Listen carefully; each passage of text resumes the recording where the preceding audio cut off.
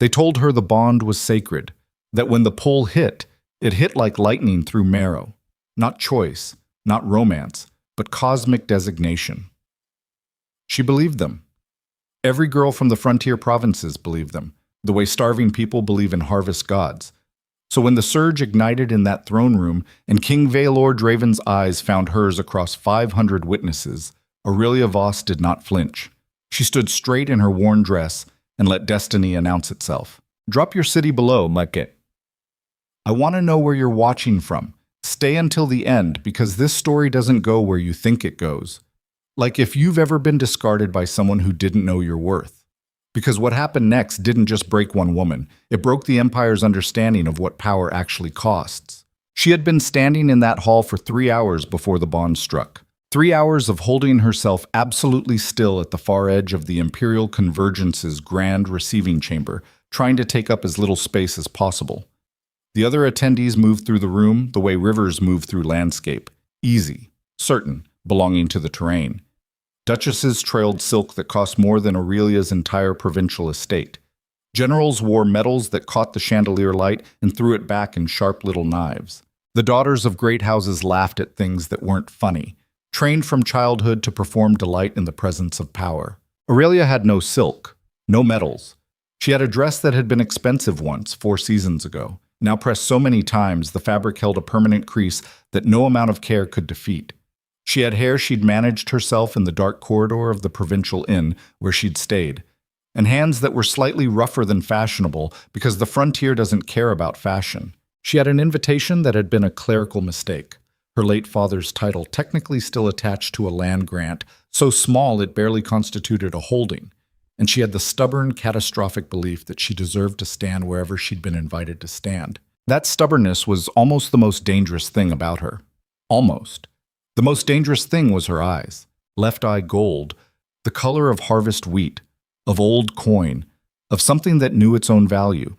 Right eye silver, the pale silver of winter rivers, of edge-honed blades, of patience that has learned to be cold because warmth kept getting taken from it. In the frontier provinces, children born with mismatched eyes were considered omens. Not good omens. The kind that make mothers pull their children back from the roadside and old men spit twice into the dirt. Aurelia had learned very young to keep her gaze cast slightly down in public spaces, to give people as little of her eyes as possible, to move through rooms like something apologizing for existing. She was still practicing that discipline when the Imperial Convergence shifted, the crowd partying in instinctive animal response to the arrival of the man who owned the room before he entered it. King Vaelor Draven did not walk into spaces. He occupied them. She felt him before she saw him. That was the honest truth she would revisit many times in the years that followed, turning it over like a stone that might have a different shape on the other side. A pressure change in the air, a drop in the ambient noise of the hall that happened too quickly to be coincidence, as though 500 people simultaneously held a fraction of breath. Then the doors at the north end of the hall swung wide, and the King of Nocturne entered his own celebration. And the room reorganized itself around his presence the way iron filings reorganize around a magnet. He was not what the broadsheets drew him as. The illustrations always emphasized the crown, the ceremonial armor, the symbols of office. The actual man inside those symbols was harder and quieter. Tall, black-haired, with the kind of face that looked like it had been built to withstand weather. Not handsome in any soft sense of the word, but constructed with a precision that the eye couldn't stop returning to. He moved through the crowd, acknowledgement by acknowledgement, inclining his head at the right intervals, offering brief words to the generals flanking him. And his expression throughout all of it was the expression of a man who has spent so many years being obeyed that he has confused compliance for connection. Aurelia was still watching him when the pull hit. She had no better word for it. No framework, no warning, no gradual build that would have let her prepare. One moment she was standing at the edge of the room trying to be invisible. The next moment, something inside her chest caught fire, and the fire had direction, and the direction was him. Every wolf in the hall felt it. She could see it move through the crowd like a wave, heads turning, bodies going still, a ripple of awareness that touched even the fully human nobles who had no wolf blood but could still sense when something primal had just shifted the atmosphere of a room. The bond. the sacred designation that the Empire had built its mythology around. The pole that was supposed to mean two souls had been matched by something older and more precise than political arrangement. Vaelor Draven stopped walking. His generals, who had trained themselves never to stop when the king stopped, nearly collided with him. His eyes found hers across the hall. For one single moment, she would measure it later in the remaining space of her life, this one moment. His expression was unguarded, completely, devastatingly unguarded. She saw the recognition hit him the way she'd felt it hit her, saw something complicated move across his face, something that flickered between wonder and something darker that she didn't have a name for yet. Then he looked at her dress, then her hands, and she felt it the way you feel a blade entering. His eyes moved back to hers and he registered the mismatched colors, gold and silver, and she watched his jaw tighten with a conclusion he'd already reached before he'd had a thought about it. The walk across the hall took him 30 seconds. It felt like a verdict being read. He stopped in front of her with two of his generals flanking him at a discreet distance and 500 nobles arranging themselves into an audience with the trained efficiency of people who understood that spectacle was about to happen. His proximity intensified the bond pull to something almost physical, something that would have driven her toward him if she hadn't planted her feet with every ounce of discipline she owned.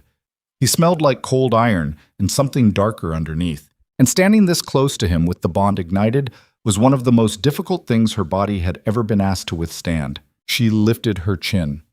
She met his eyes directly, both of hers, gold and silver, and she did not apologize for them.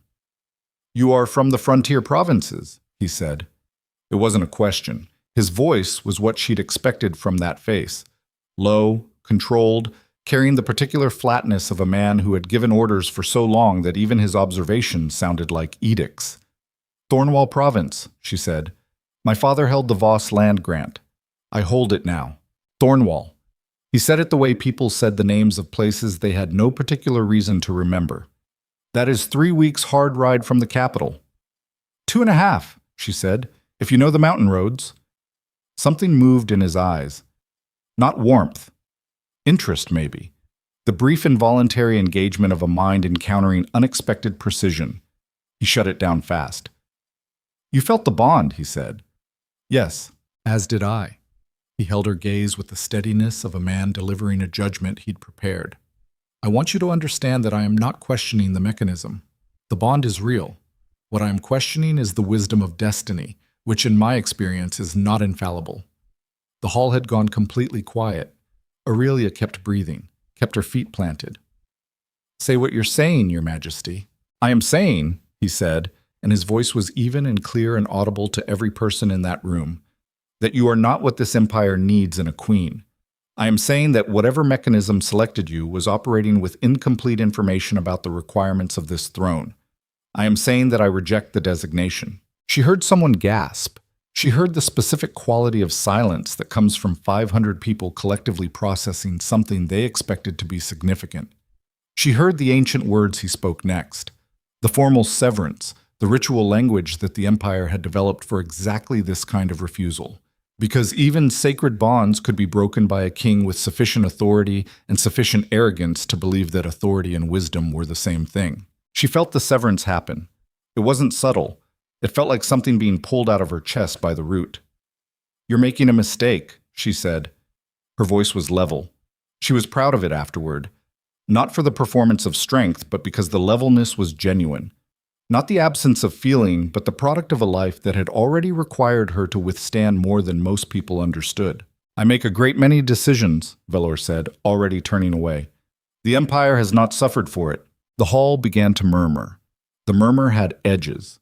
Because 500 nobles who had gathered to celebrate a king's absolute authority were now given permission to apply that authority to their own discomforts with the frontier girl in the worn dress with the wrong-colored eyes. And they applied it with the particular enthusiasm of people who have been waiting for social license to express what they already felt. She heard the words. She cataloged them without letting them land, a performance of impassivity she'd been practicing since childhood. She walked out of the Imperial Convergence the way she'd arrived, on her own feet without asking anyone for anything. The frontier teaches you that much, at minimum.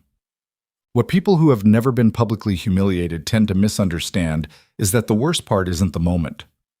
The moment is survivable. What your body and mind do in the moment is largely automatic. The system protecting itself, adrenaline locking everything behind glass so that you can function long enough to get somewhere safe. The worst part is the 3 days after, when the protection starts to dissolve. Aurelia made it to the inn. She made it through one night with a locked door and a composure so rigid it frightened her. She made it through the next morning, the loading of her single traveling case onto the provincial coach, the long ride south through Nocterran's manicured roads past villages that knew the Empire's king by name and would have called him great without hesitation. She made it to the border. And then the protection dissolved, and the severance made itself fully known. She had no reference for it. The bond had existed for less than 3 minutes before it was cut. But in those 3 minutes, something had been formed that her body believed in completely, the way it believed in the necessity of air or the reality of pain. The cutting of it wasn't grief exactly. Grief has a shape, a recognizable progression. This was more like a structural failure, like a wall in a building you didn't know you were leaning on suddenly not being there. Everything you'd built above it shifts. Some of it falls. She spent 2 days in a border town that had no name on the official maps, existing in a room above a tavern and eating almost nothing, and sleeping in short, violent bursts that left her feeling less rested than wakefulness. She had enough clarity to be afraid of what was happening to her body. The bond rejection had physical consequences, she knew that. The frontier healers had spoken of it in hushed terms as something that happened occasionally to unlucky women, rarely to men, almost never surviving the full medical description. And she forced herself to eat because dying in an unnamed border town was an ending she refused to accept. On the 3rd day, she picked up her case and walked east. Not because she had a plan. Plans require a foundation of belief that the future exists and is accessible, and she was not yet in a place where that belief was structurally sound. She walked east because east was away from Nocterran, and away from Nocterran was the only direction that felt survivable. She made it 40 miles before the first attack. No. They came from a village. 4 of them, young men with the particular confidence of people who had learned that cruelty without consequences looks a lot like authority from the outside. They had heard something. News traveled at its own speed through frontier settlements, shaped by rumor and embellishment. And what they had heard had been shaped into something that gave them permission. The girl with the demon eyes, they called her. The rejected abomination. The omen walking east. She didn't beg. That was the thing about her that one of them would remember later. In the guilty small hours of a night he couldn't drink himself past. She didn't beg. She didn't cry. She fought with her hands and her elbows, and a traveling knife she'd had the sense to keep accessible. And she was alone, and there were 4 of them, and the math of that was brutal and simple. They left her beside the river. They took her case. She lay on the bank with her face in the cold mud and breathed in the specific way her body had defaulted to, careful, measured, refusing to let itself die without permission. And for the first time since the throne room, she let the full weight of what had happened make contact with her. This is what the philosophers rarely account for when they write about survival. It is not a singular decision made once in a dramatic moment. It is a series of decisions, most of them unglamorous, many of them made by a body that has run ahead of the conscious mind and is already doing the next thing before the self has agreed to continue. She did not decide to survive beside that river. Her hands decided to push her upright. Her knees decided to hold. Her vision, narrowing at the edges with blood loss and bond rejection and 3 days of inadequate nutrition, decided to focus on the far bank rather than the dark. She crossed the river. She was not conscious of the decision. She was conscious of the cold and the current and the specific texture of the rocks beneath her feet. And then she was conscious of the far bank and the forest beyond it. And then she was not conscious of anything for a long time. Yet, she's breathing. The voice was male, with the particular quality of command that doesn't advertise itself. The kind of authority that has nothing to prove because it has already proven everything necessary. Barely, said a second voice. Then barely is enough. Get Marin. She surfaced into awareness the way objects surface in rising water. Slowly, then all at once, with the disorientation of not knowing which direction is up. She was warm, which was wrong. She had been cold. She was horizontal on something that was not river mud. There was firelight behind her closed eyelids. She opened her eyes. The ceiling above her was rough timber, high, the firelight playing across the grain of old wood. She was in a large room. She could sense the space even before her peripheral vision caught up, with the banked practical feel of a working building rather than anything decorative, military or administrative. The bed she was on was simple, but the blankets were good weight. A woman materialized beside her with the economical movements of someone who had been watching the moment of waking and was ready for it. Middle-aged, dark-haired, with a healer's particular gaze that catalogs without asking for permission. "Don't sit up yet," the woman said. "You've lost blood, and the rejection is still running through your system. Your body is sorting itself out. You'll make it worse if you rush it." "Where?" Aurelia's voice came out rough with disuse. She tried again. "Where am I?" "Eastern Border Outpost, the King's territory." "Which king?" The woman looked at her with an expression that suggested the answer should have been obvious. "Solarin." Aurelia closed her eyes. Solarin. East of Nocturne's border, a kingdom she knew by reputation and very little else. Smaller than Nocturne, less celebrated, less loud about its own greatness.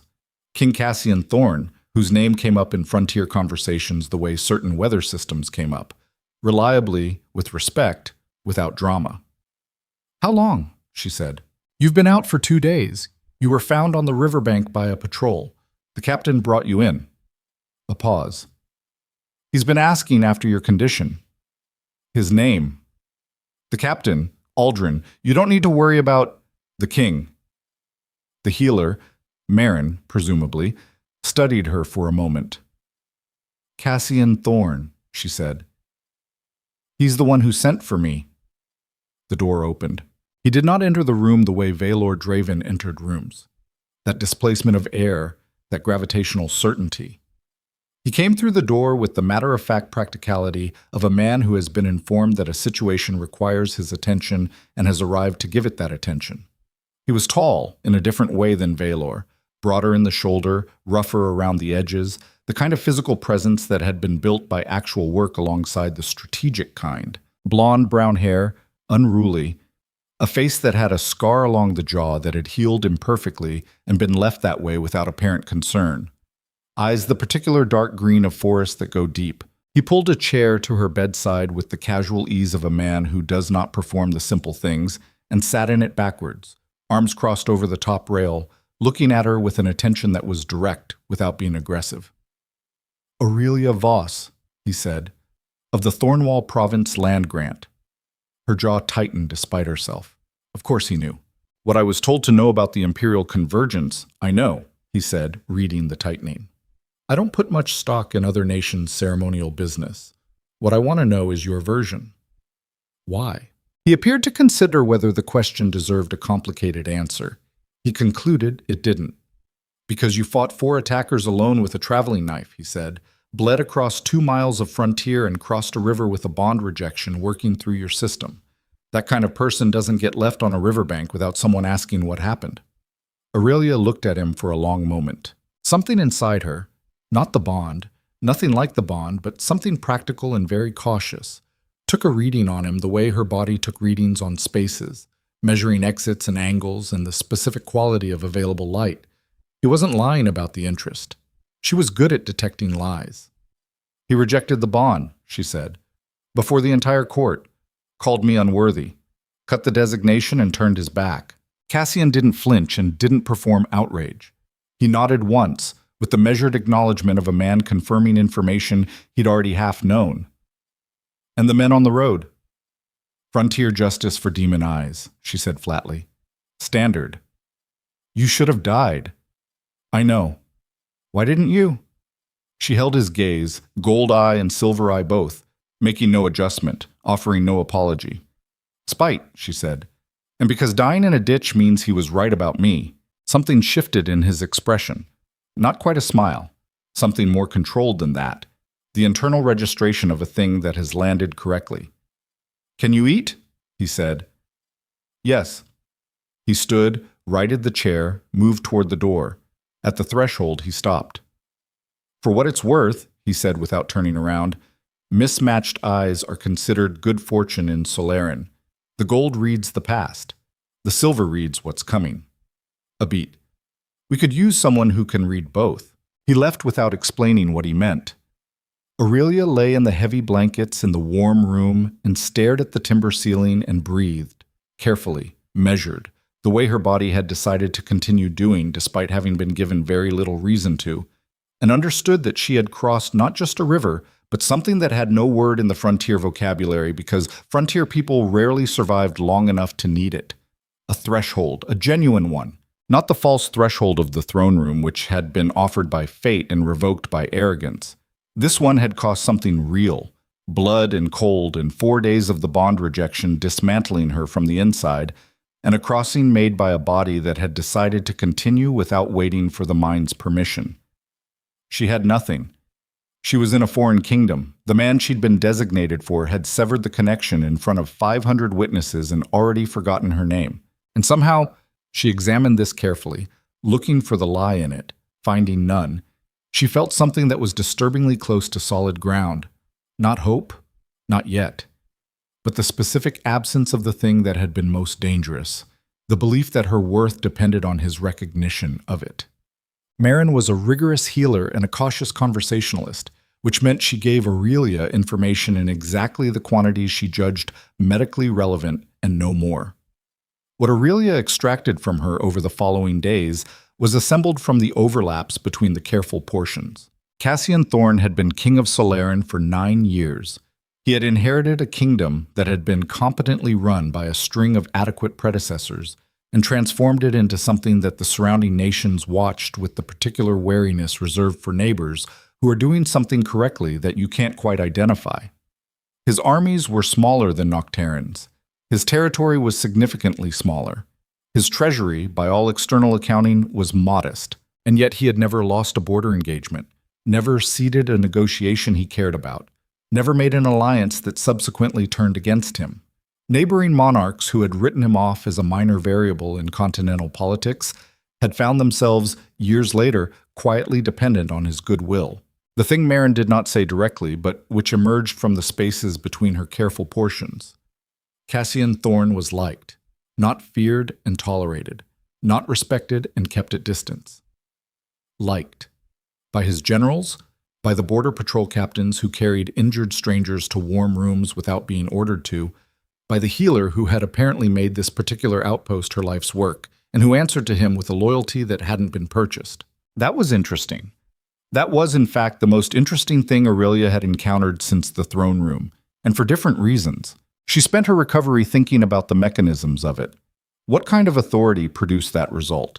Not compliance purchased by fear, not admiration manufactured by ceremony, but the genuine article. The loyalty of people who had options and chose it anyway. She had spent enough time on the frontier watching power structures operate at their smallest and most honest, to understand that the difference between a good leader and an adequate one was usually located in a single question. Does this person know the difference between the map and the territory? Most rulers know the map. They know the theory of power, what it looks like on paper, what the forms say, what the historical precedents are. The territory is different. The territory is the actual movement of food and loyalty and fear and hope through a population of people who have their own priorities and will pursue those priorities regardless of what the map says about their designated behavior. Vaelor Draven was excellent at the map. She suspected Cassian Thorn had walked the territory. On the 7th day, she was well enough to sit upright for several hours. On the 8th, Marin declared her cleared for limited movement with the specific satisfaction of a professional whose work has been validated by the patient's continued existence. On the 9th, a young border guard knocked on her door and told her, with the careful politeness of someone who has been briefed on diplomatic phrasing, that the king had asked whether she would join him for the evening meal if she felt recovered enough. She considered the invitation for exactly the length of time it took to acknowledge that she had no better options and that she was genuinely curious about him. "Yes," she said. "Tell him yes." The room where Cassian Thorn ate his evening meals was not a banquet hall. It was a working room that had been given a table large enough for a serious meal. Maps rolled to one side, a dispatch case on a chair, the remnants of whatever operational matter had occupied him until the food arrived still present in the organized disarray of the space. The fire was practical rather than decorative. The table was set for 4. And the other two occupants, a woman in military dress with the kind of posture that indicates permanent readiness, and a man in the dark coat of an administrative official, stood when Aurelia entered with the courteous deference of people who had been told something about her, and were operating on it without having formed independent conclusions yet. "General Sala," Cassian said. "Chief Counselor Bren. This is Aurelia Voss. She's a guest of Solarin." The general's eyes moved over her with professional assessment. The counselor's with something more complicated. "Sit," Cassian said without ceremony, pulling out his own chair. The meal was food, not performance. Substantial, not decorated. Conversation during it ranged across things she had not expected to be included in. A border supply logistics question Cassian threw to General Sala, and then appeared to genuinely want resolved rather than confirmed. A briefing from the counselor on a trade negotiation that had stalled. A brief argument about road maintenance priorities that involved all three of them, and was concluded when Cassian acknowledged that the counselor's numbers were better than his instinct, and the road maintenance could wait. Aurelia ate and listened and said nothing until he turned to her directly. "What was your work?" he said. "Not what was your title. What was your work?" "Frontier administration mostly," she said. "My father died when I was 17. The land grant required managing. I managed it." "With what staff?" "Myself and two others, eventually. I started alone." Sala looked up from her plate. "The grant is marginal land," Aurelia continued, not waiting to be asked. "Thin soil, unreliable water in dry seasons, a northern exposure that makes certain crops impractical. I rerouted the irrigation in my second year, changed the crop rotation in my third. By my fourth year, we were running a surplus, which the previous 3 generations hadn't managed." "How?" Cassian said. "I paid attention to what was actually there instead of what should have been there, according to the regional farming charts." "The territory, not the map."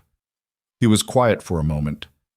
"You were invited to the convergence on the strength of a land grant that produces a surplus," he said.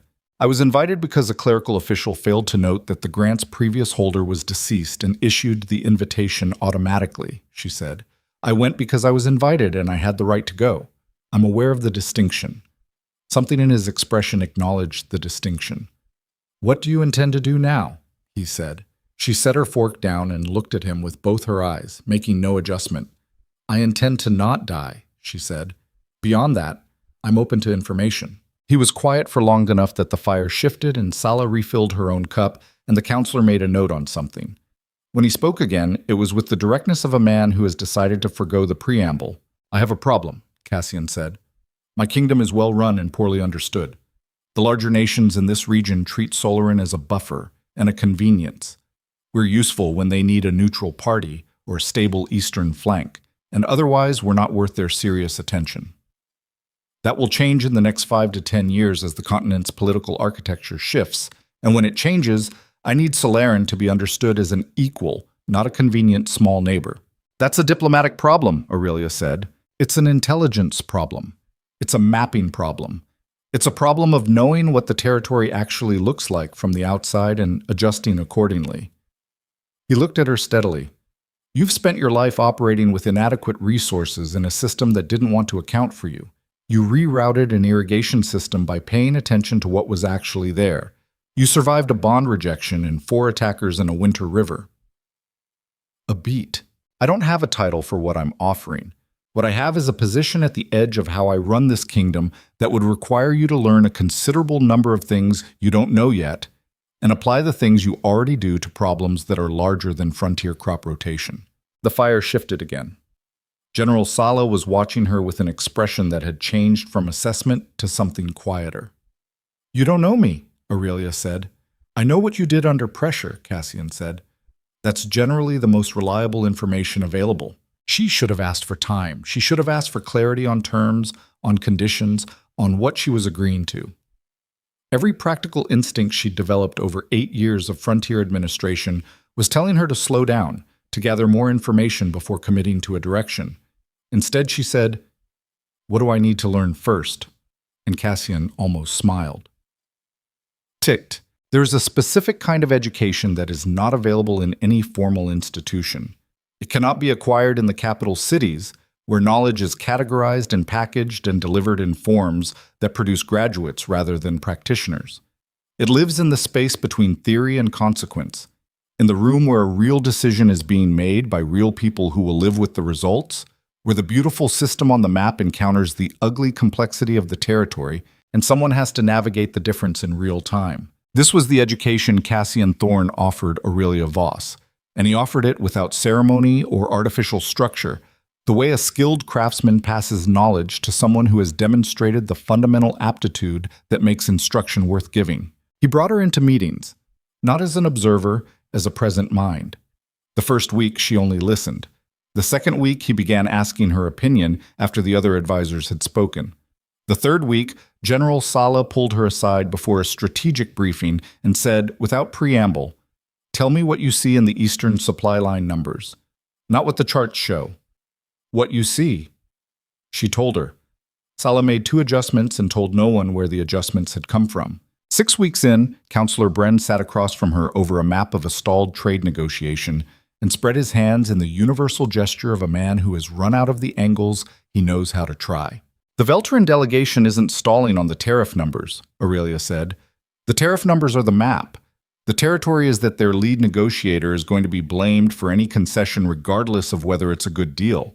He needs a way to take the deal home that doesn't look like surrender." Bren looked at her. "How do you know that?"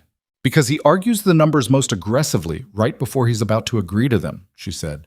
"He's not trying to change the deal. He's trying to create a record that he fought for something better." 3 days later, Bren restructured the presentation of the concession in a way that let the Veltaran lead negotiator go home with a narrative. The negotiation closed in a week. Cassian said nothing to her about it directly. He didn't need to. The quality of his attention when she spoke in meetings had shifted, the way water levels shift, not dramatically, but measurably, and with structural implications. What she was learning, in the space between all the specific things she was learning, was the shape of a different kind of power. Not the power of designation and birth, and the authority granted by chains of inheritance reaching back far enough that no one remembers whether the original authority was legitimate. The power of persistent, accurate attention paid to the world as it actually exists, combined with the willingness to act on that attention, even when the action requires acknowledging that the map was wrong. This was what Cassian Thorne had that Vaelor Draven lacked. Not because Vaelor was stupid, she had spent enough time with his decisions to know that he wasn't. He was, in fact, brilliant within the frame of the map. The problem was that brilliant operation within an incorrect frame produces results that look like success for a very long time and then, suddenly, do not produce those results anymore. She filed this. She filed everything. Right. 4 months into her residence at Solarin's court, she was sitting in the eastern tower that had become her working space. Walls covered in the geographic and economic survey maps she'd been given to analyze. Her desk buried under correspondence she'd been asked to assess and the notes she'd generated from that assessment when the door opened without a knock. It was Cassian. He did that occasionally, appeared without announcement, checked in on whatever she was working on with the same quality of attention he brought to everything, asked questions that started specific and occasionally became something else. She had come to read these visits as markers of his actual thinking. When he showed up unannounced, something was in motion. "I need you to tell me what you know about the Noctaran succession structure," he said. She set down her pen. "Why?" "Because Vaelor Draven's council sent me a formal invitation 3 days ago to attend an event in the capital, a presentation of his potential Empress candidates." The room was quiet. The fire was quiet. Everything was very quiet for several seconds. "He's moving forward with a formal selection," she said. "In approximately 6 months. The Grand Imperial Ascension Ball." He looked at her with the direct reading attention she'd learned to recognize as his version of asking a careful question. "I'll be expected to attend as a gesture of continental solidarity. I intend to go." She understood what he was not saying. She was very good, after 4 months, at reading the spaces between what Cassian Thorne said directly. "You're asking me to come with you," she said. "I'm asking whether you want to," he said. "That's different." She looked at the maps on her walls. She looked at the notes on her desk. She looked at 4 months of work that had changed what she was, not healed her. Healing was not the right word. She was not the same person who had crossed that river, and she was not trying to recover that person. She was trying to become someone the river crosser would have wanted to be. She looked at Cassian, who was watching her with the patience of a man who had learned that the most important things don't benefit from being rushed. "If I go back," she said carefully, "it will not be as a survivor. It will not be as a demonstration. It will not be as proof of anything to anyone." "I know," he said. "What will it be as?" He was quiet for a moment. In the firelight, with the scar along his jaw, and the dark green eyes, and the expression of a man who does not perform the things he means, he looked exactly like what he was. A king who had looked at the territory honestly and built something real on what he found there. "Whatever you decide it should be," he said. "That's my answer." She picked up her pen, set it back down, looked at the window where the Solaran night was doing what it always did, vast and cold and indifferent, and somehow, in that indifference, honest in a way that the chandelier-lit halls of Nocturne had never been. "I'll need a different dress," she said. "Yes," he said, "you will." He left her to the maps and the fire, and the specific silence of someone who has just made a decision that is going to change the shape of everything downstream. She did not think about Vaelor. She thought about the woman who was going to walk into that hall. She thought about what that woman needed to know, needed to carry, needed to be so thoroughly that it required no performance because it had become architecture. She thought about 6 months. Then she picked up her pen, turned to a fresh page, and began making a list. She did not know, working in that eastern tower, that the list she was making would become the foundation of something that had no precedent in the Empire's recorded history. She did not know that 6 months from now, standing in a different hall in a different light, wearing something that had not yet been made, she would look across a crowd of 500 people and understand something about power that all the maps in all the kingdoms had failed to accurately diagram. She did not know that the king who had rejected her was already feeling the specific absence she represented, the wound he had refused to name working its slow, inevitable damage through everything he'd built on top of it. And she did not know, could not have known, working by firelight on a list of what she needed to become, that the Grand Imperial Ascension Ball would not conclude the way Vaelor Draven had planned it.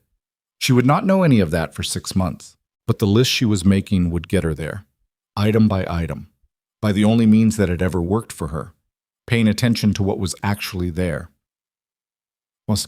It was the 14th week of her residence in Solaran, deep in a winter that had come early and hard off the eastern mountains, when the courier arrived from Nocturne with a secondary dispatch that was not intended for Cassian's official correspondence.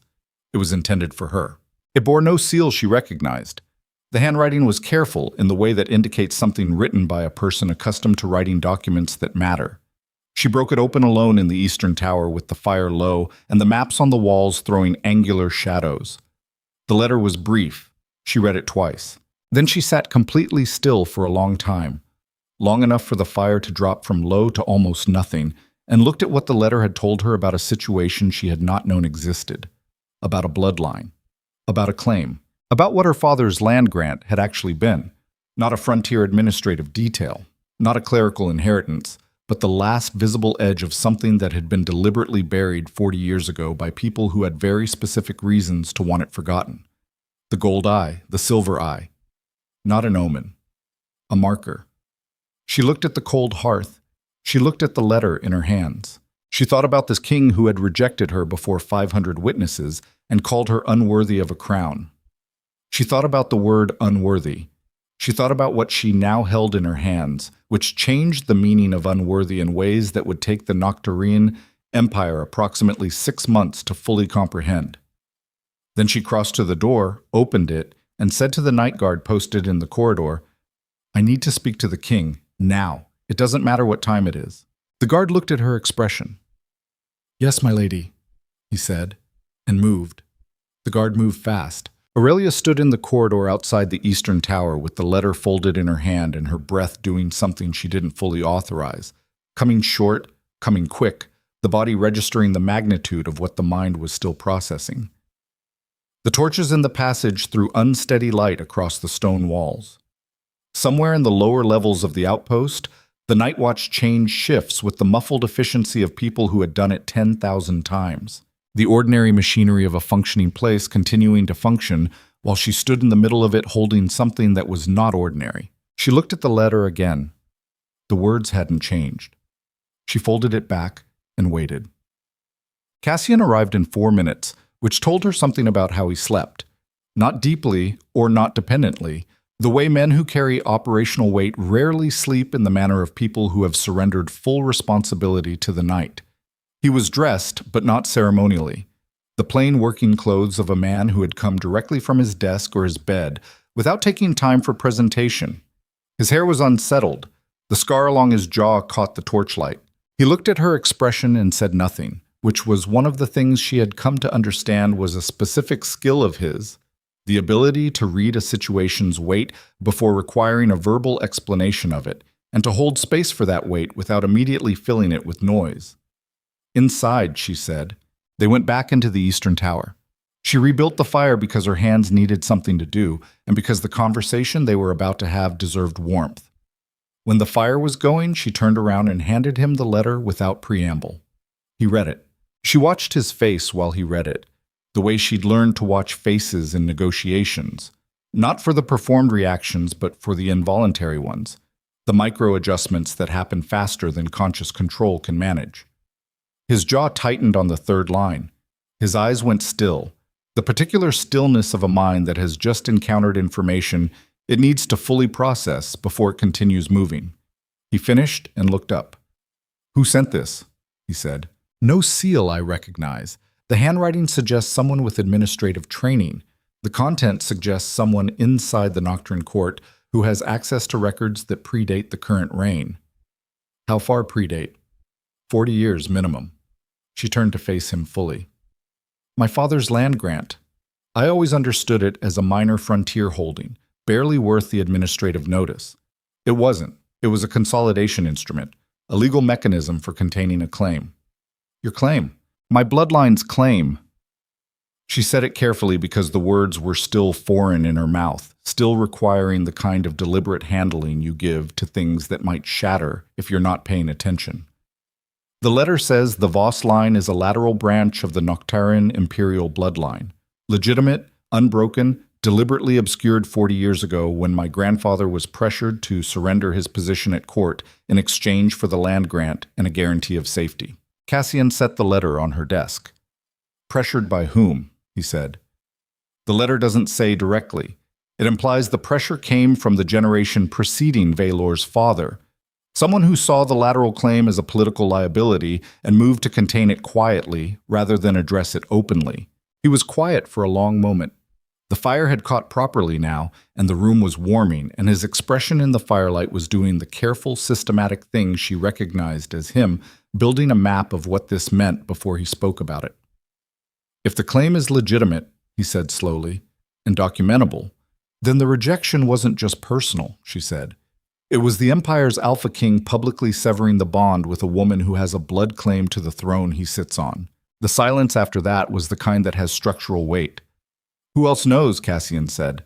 Whoever sent this letter, anyone they've told, whatever archive the documentation lives in. She looked at him steadily. Vaelor doesn't know. The letter is explicit about that.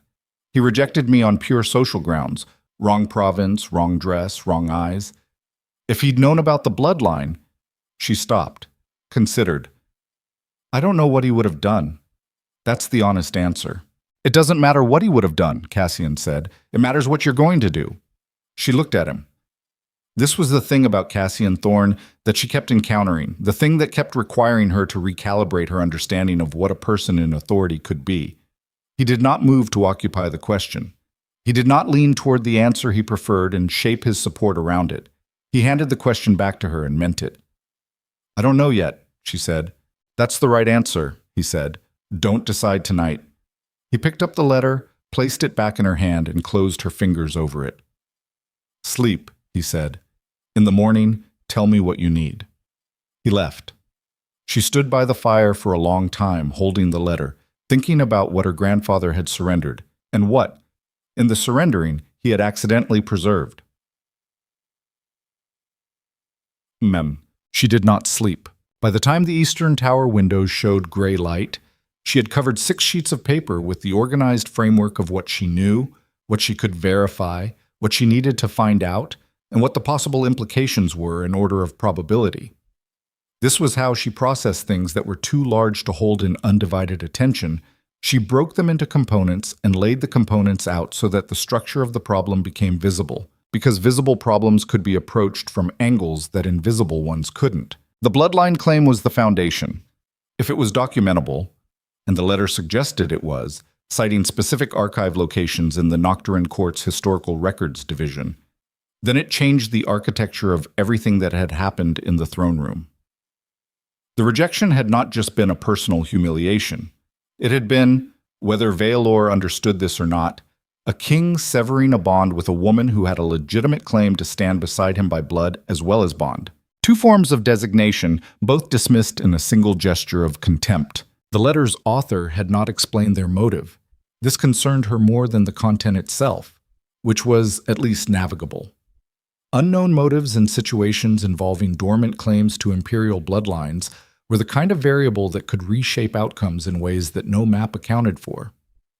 Someone wanted her to know this.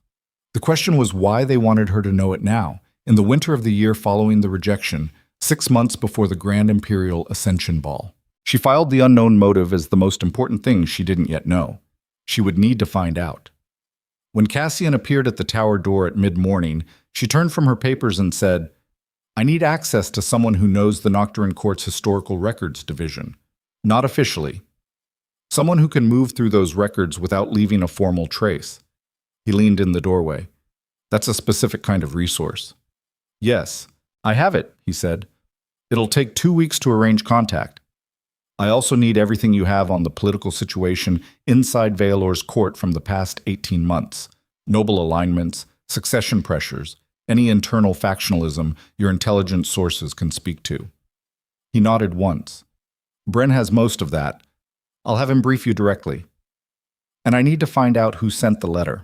Working on it," he said, which told her he'd already set something in motion without being asked, and she experienced, for the 3rd or 4th time since arriving in Solarin, the particular sensation of being in a room with someone whose competence operated ahead of the moment rather than behind it. She turned back to her papers. "One more thing." "Yes." "The dress," she said, without looking up. "I meant what I said about the dress. I need someone who understands what a garment is actually communicating when it enters a room. Not decoration, communication." The pause behind her had a specific quality. "I know exactly who to send for," Cassian said. The next 6 weeks operated at a pace that left no space for the kind of thinking that didn't produce something actionable, which was, she understood later, exactly what she had needed. Grief. The specific grief of a bond severed, of a humiliation conducted in public, of a life's expectations dismantled in 30 seconds of a king's contempt, does not vanish when you fill the space where it lived, but it transforms. Given enough real work, enough genuine problem to solve, enough encounters with complexity that demand full attention, grief shifts from a weight you carry to a weight that has been redistributed through the structure of what you're building. You don't put it down, you put it to work. This was not a philosophy she articulated at the time. She was too busy. Bren's briefings on the Nocturne Court covered 3 sessions, each one running past the nominal hour as she pushed past the summary level into the specific texture of what he knew. Vaelor's noble council had 6 dominant factions, and only 3 of them were reliably aligned with the king's interests at any given moment. The balance shifted constantly, maintained through Vaelor's precise management of competing ambitions. He gave each faction enough to remain loyal and not enough to become independent, a balancing act that required his constant active attention and left him, structurally, without any significant reserves of political goodwill. "He rules by preventing anyone from getting too strong," she said, on the 3rd day, looking at the network diagram she'd built from Bren's information. "Effectively, yes," Bren said. "That works until it doesn't," she said.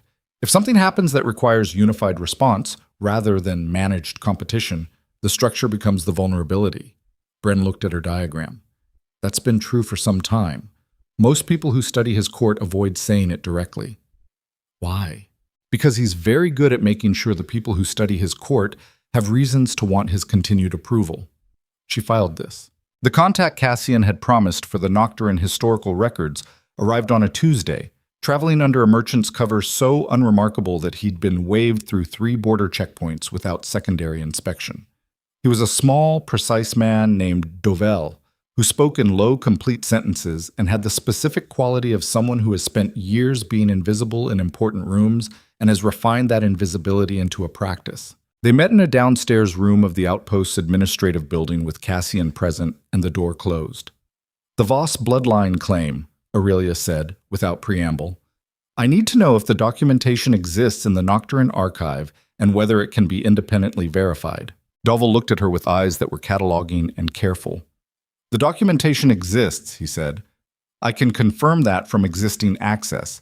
Independent verification would require extraction of specific records." "Can it be done?" "It can be done," he said. "It carries risk." "Define the risk." "If the extraction is noticed, whoever notices it will understand why it's being pursued. That changes the political situation in ways that can't be controlled after the fact." She looked at him steadily. "If I go to the Ascension Ball and the claim can be raised legitimately, it will change the political situation regardless. The only question is whether I go in with documentation or without it." Dovel was quiet for a moment. Something in his assessment shifted, the way assessments shift when the person doing the assessing has encountered a variable they hadn't weighted correctly. "Without documentation," he said slowly, "a claim can be dismissed as ambition." "Yes." "With documentation," he said, "it becomes a question of historical fact." "Yes."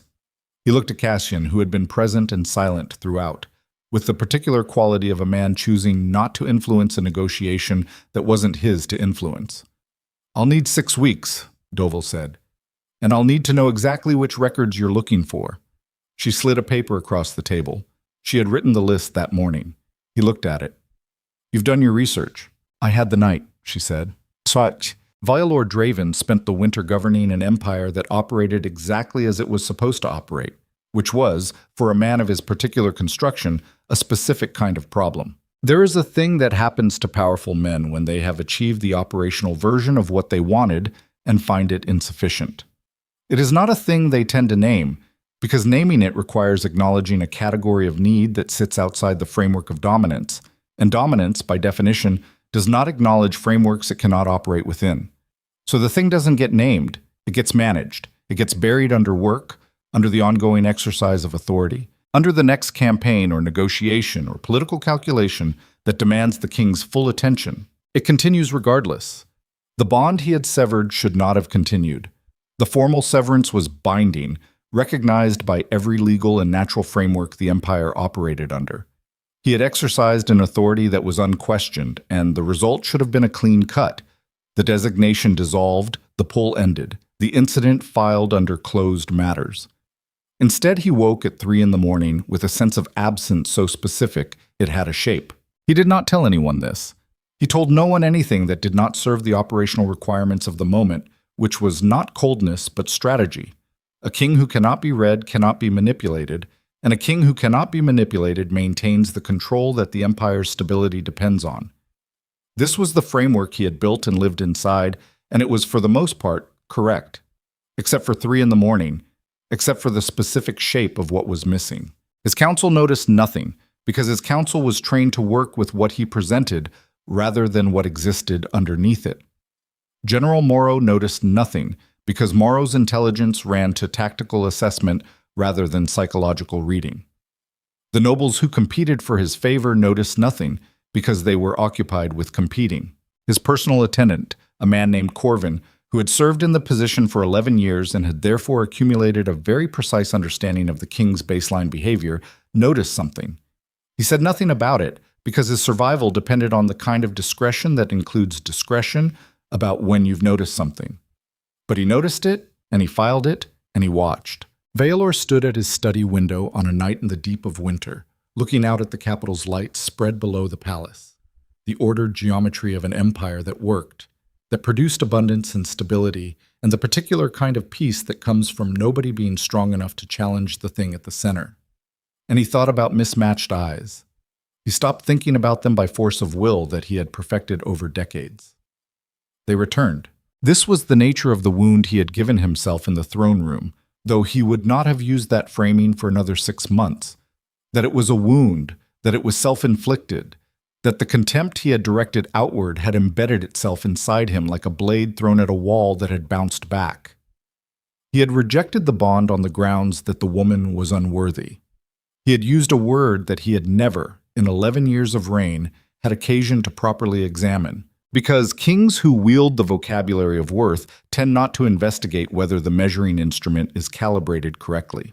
The frontier girl in the worn dress, the level voice that had said you're making a mistake, the way she had not begged, had not cried, had not performed the devastation he had inflicted on her, which he understood now with the particular clarity of 3 a.m, was not strength performed for his benefit, but something structural, a resistance to collapse that came from a life that had already required more of her than most people were ever asked to give. He had called that unworthiness. He had called it a stain upon the crown. He stood at the window for a long time, and then he went back to his desk, and he worked until dawn, and he did not sleep.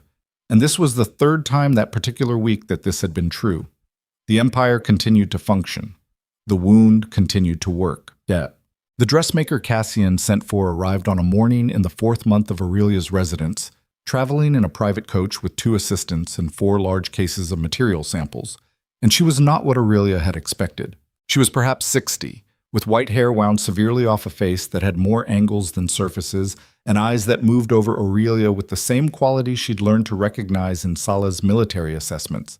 Not unkind, but professionally exact, taking in information that would be used. Her name was Vesna. She addressed the consorts of 3 kings and declined to dress a 4th.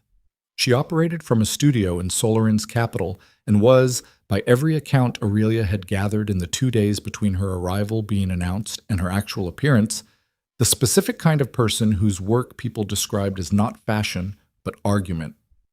"Turn around," Vesna said, by way of greeting. Aurelia turned around.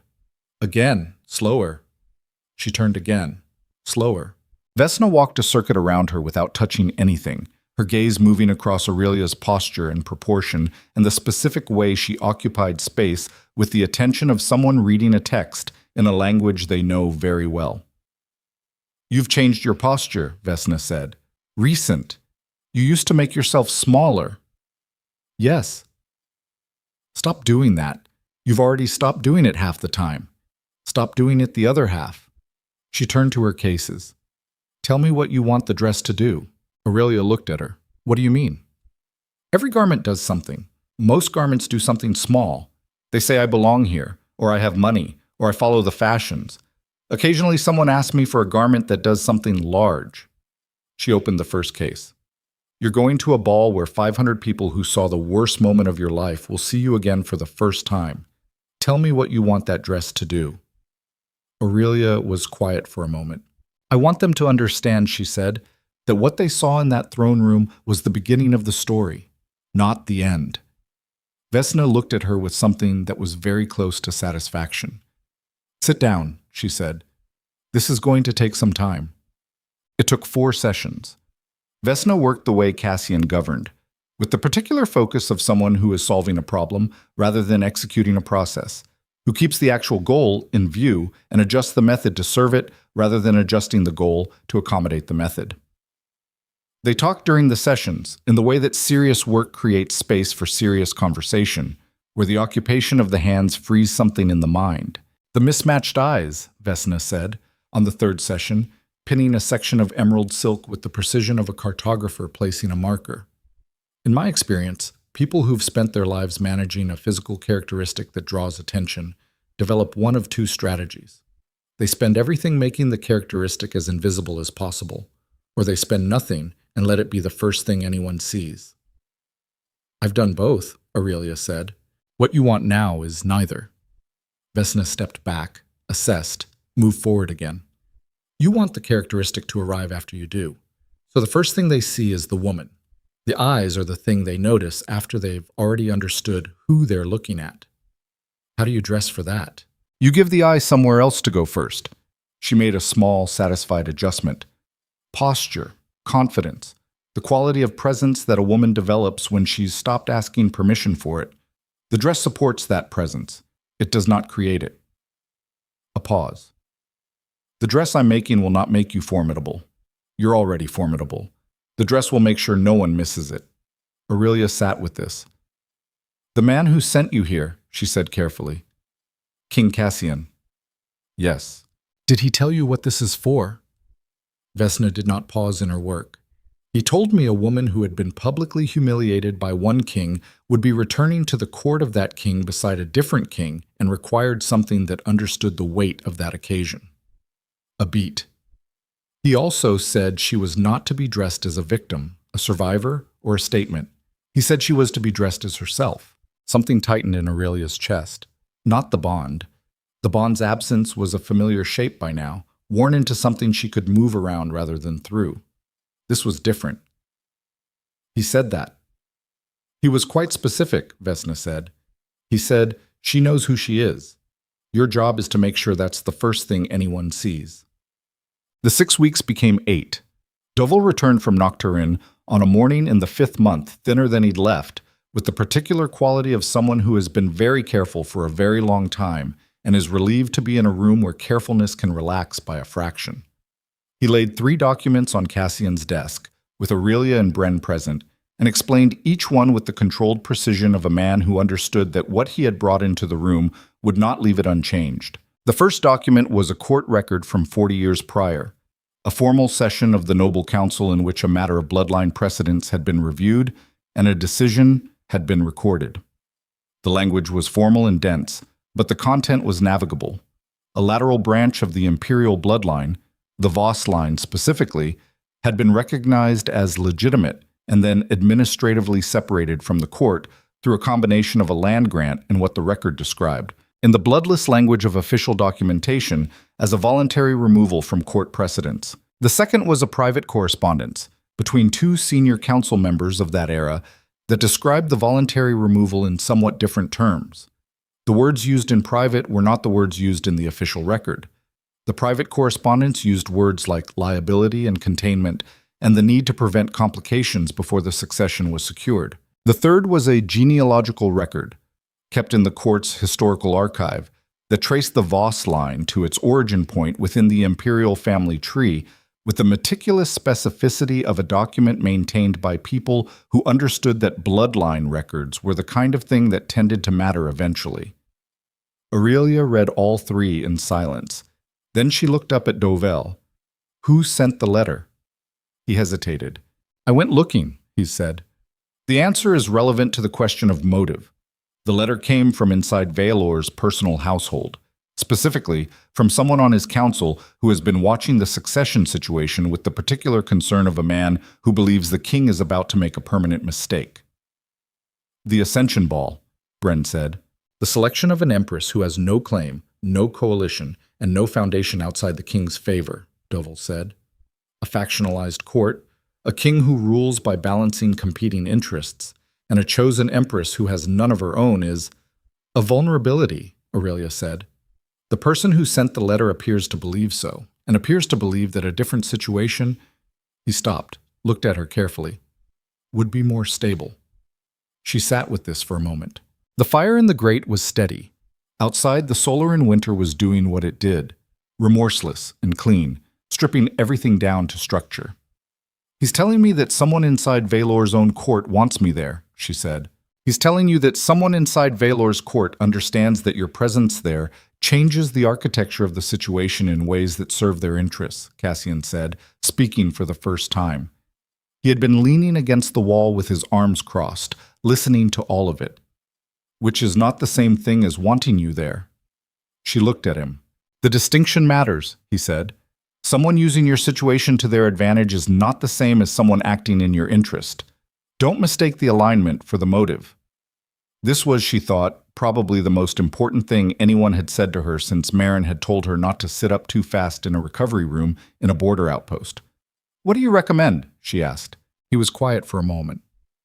I recommend you decide what you want out of this, he said, separately from what any faction wants, separately from the bloodline claim, separately from what happened in that throne room. What do you, Aurelia Voss, want? She looked at the 3 documents on the desk. She thought about the frontier, about the rerouted irrigation and the changed crop rotation, and 8 years of paying attention to what was actually there instead of what the map said should be there. She thought about the river crossing, about a tower full of maps and a list she'd made by firelight. She thought about a woman who had stood in a throne room and said, "You're making a mistake," in a level voice, and had been right. "I want it known," she said, "that the judgment rendered in that hall was wrong, not emotionally wrong, factually wrong. I want the record corrected." "By what means?" Cassian said. "By the means available," she said, "legitimately, with documentation, in public."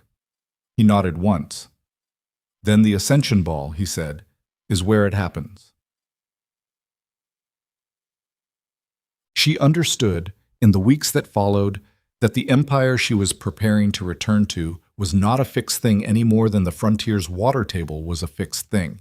Power structures are always in motion, always exerting pressure in some direction, always responding to the pressures exerted against them. Vaelor's court was no different. Bren's briefings and Dovel's intelligence had given her enough of the landscape to understand that what was going to walk into that hall was not simply a woman in a remarkable dress with a legitimate bloodline claim. What was going to walk in was a variable that several different factions had been waiting, in different ways, for different reasons, to see materialize. That changed the nature of the occasion. An occasion where she was merely the rejected woman returning to prove a point could be managed, dismissed, observed, and then forgotten in the social machinery of an empire that had practiced the management of inconvenient truths for generations. An occasion where she was the catalyst for a series of already loaded dynamics that needed only a specific kind of pressure to begin moving. That was something the machinery had a harder time managing. She spent the final weeks of preparation running the scenarios. Cassian found her at this. Late on a night 2 weeks before the ball, the maps and the notes and the careful diagrams spread across her desk in the systematic disorder of serious thought. He looked at the desk. He looked at her.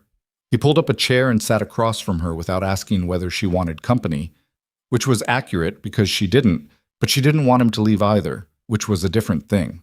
"You're running it forward," he said. "I'm trying to account for the variables I can't control," she said. "There'll always be more of those than you've accounted for." "I know." She looked at the diagram she'd been working on. "I keep coming back to his reaction, Vaelor's.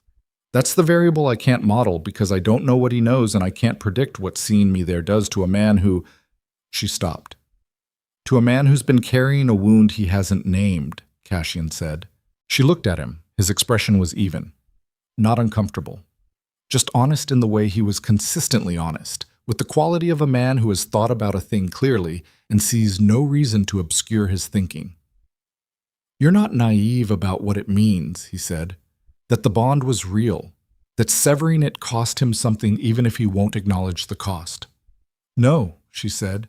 "I'm not naive about it." "Good." He looked at the diagram.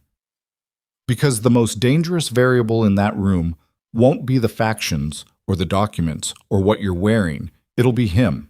What he does the moment he sees you is the thing that determines what the next 12 hours look like." She looked at him for a long moment.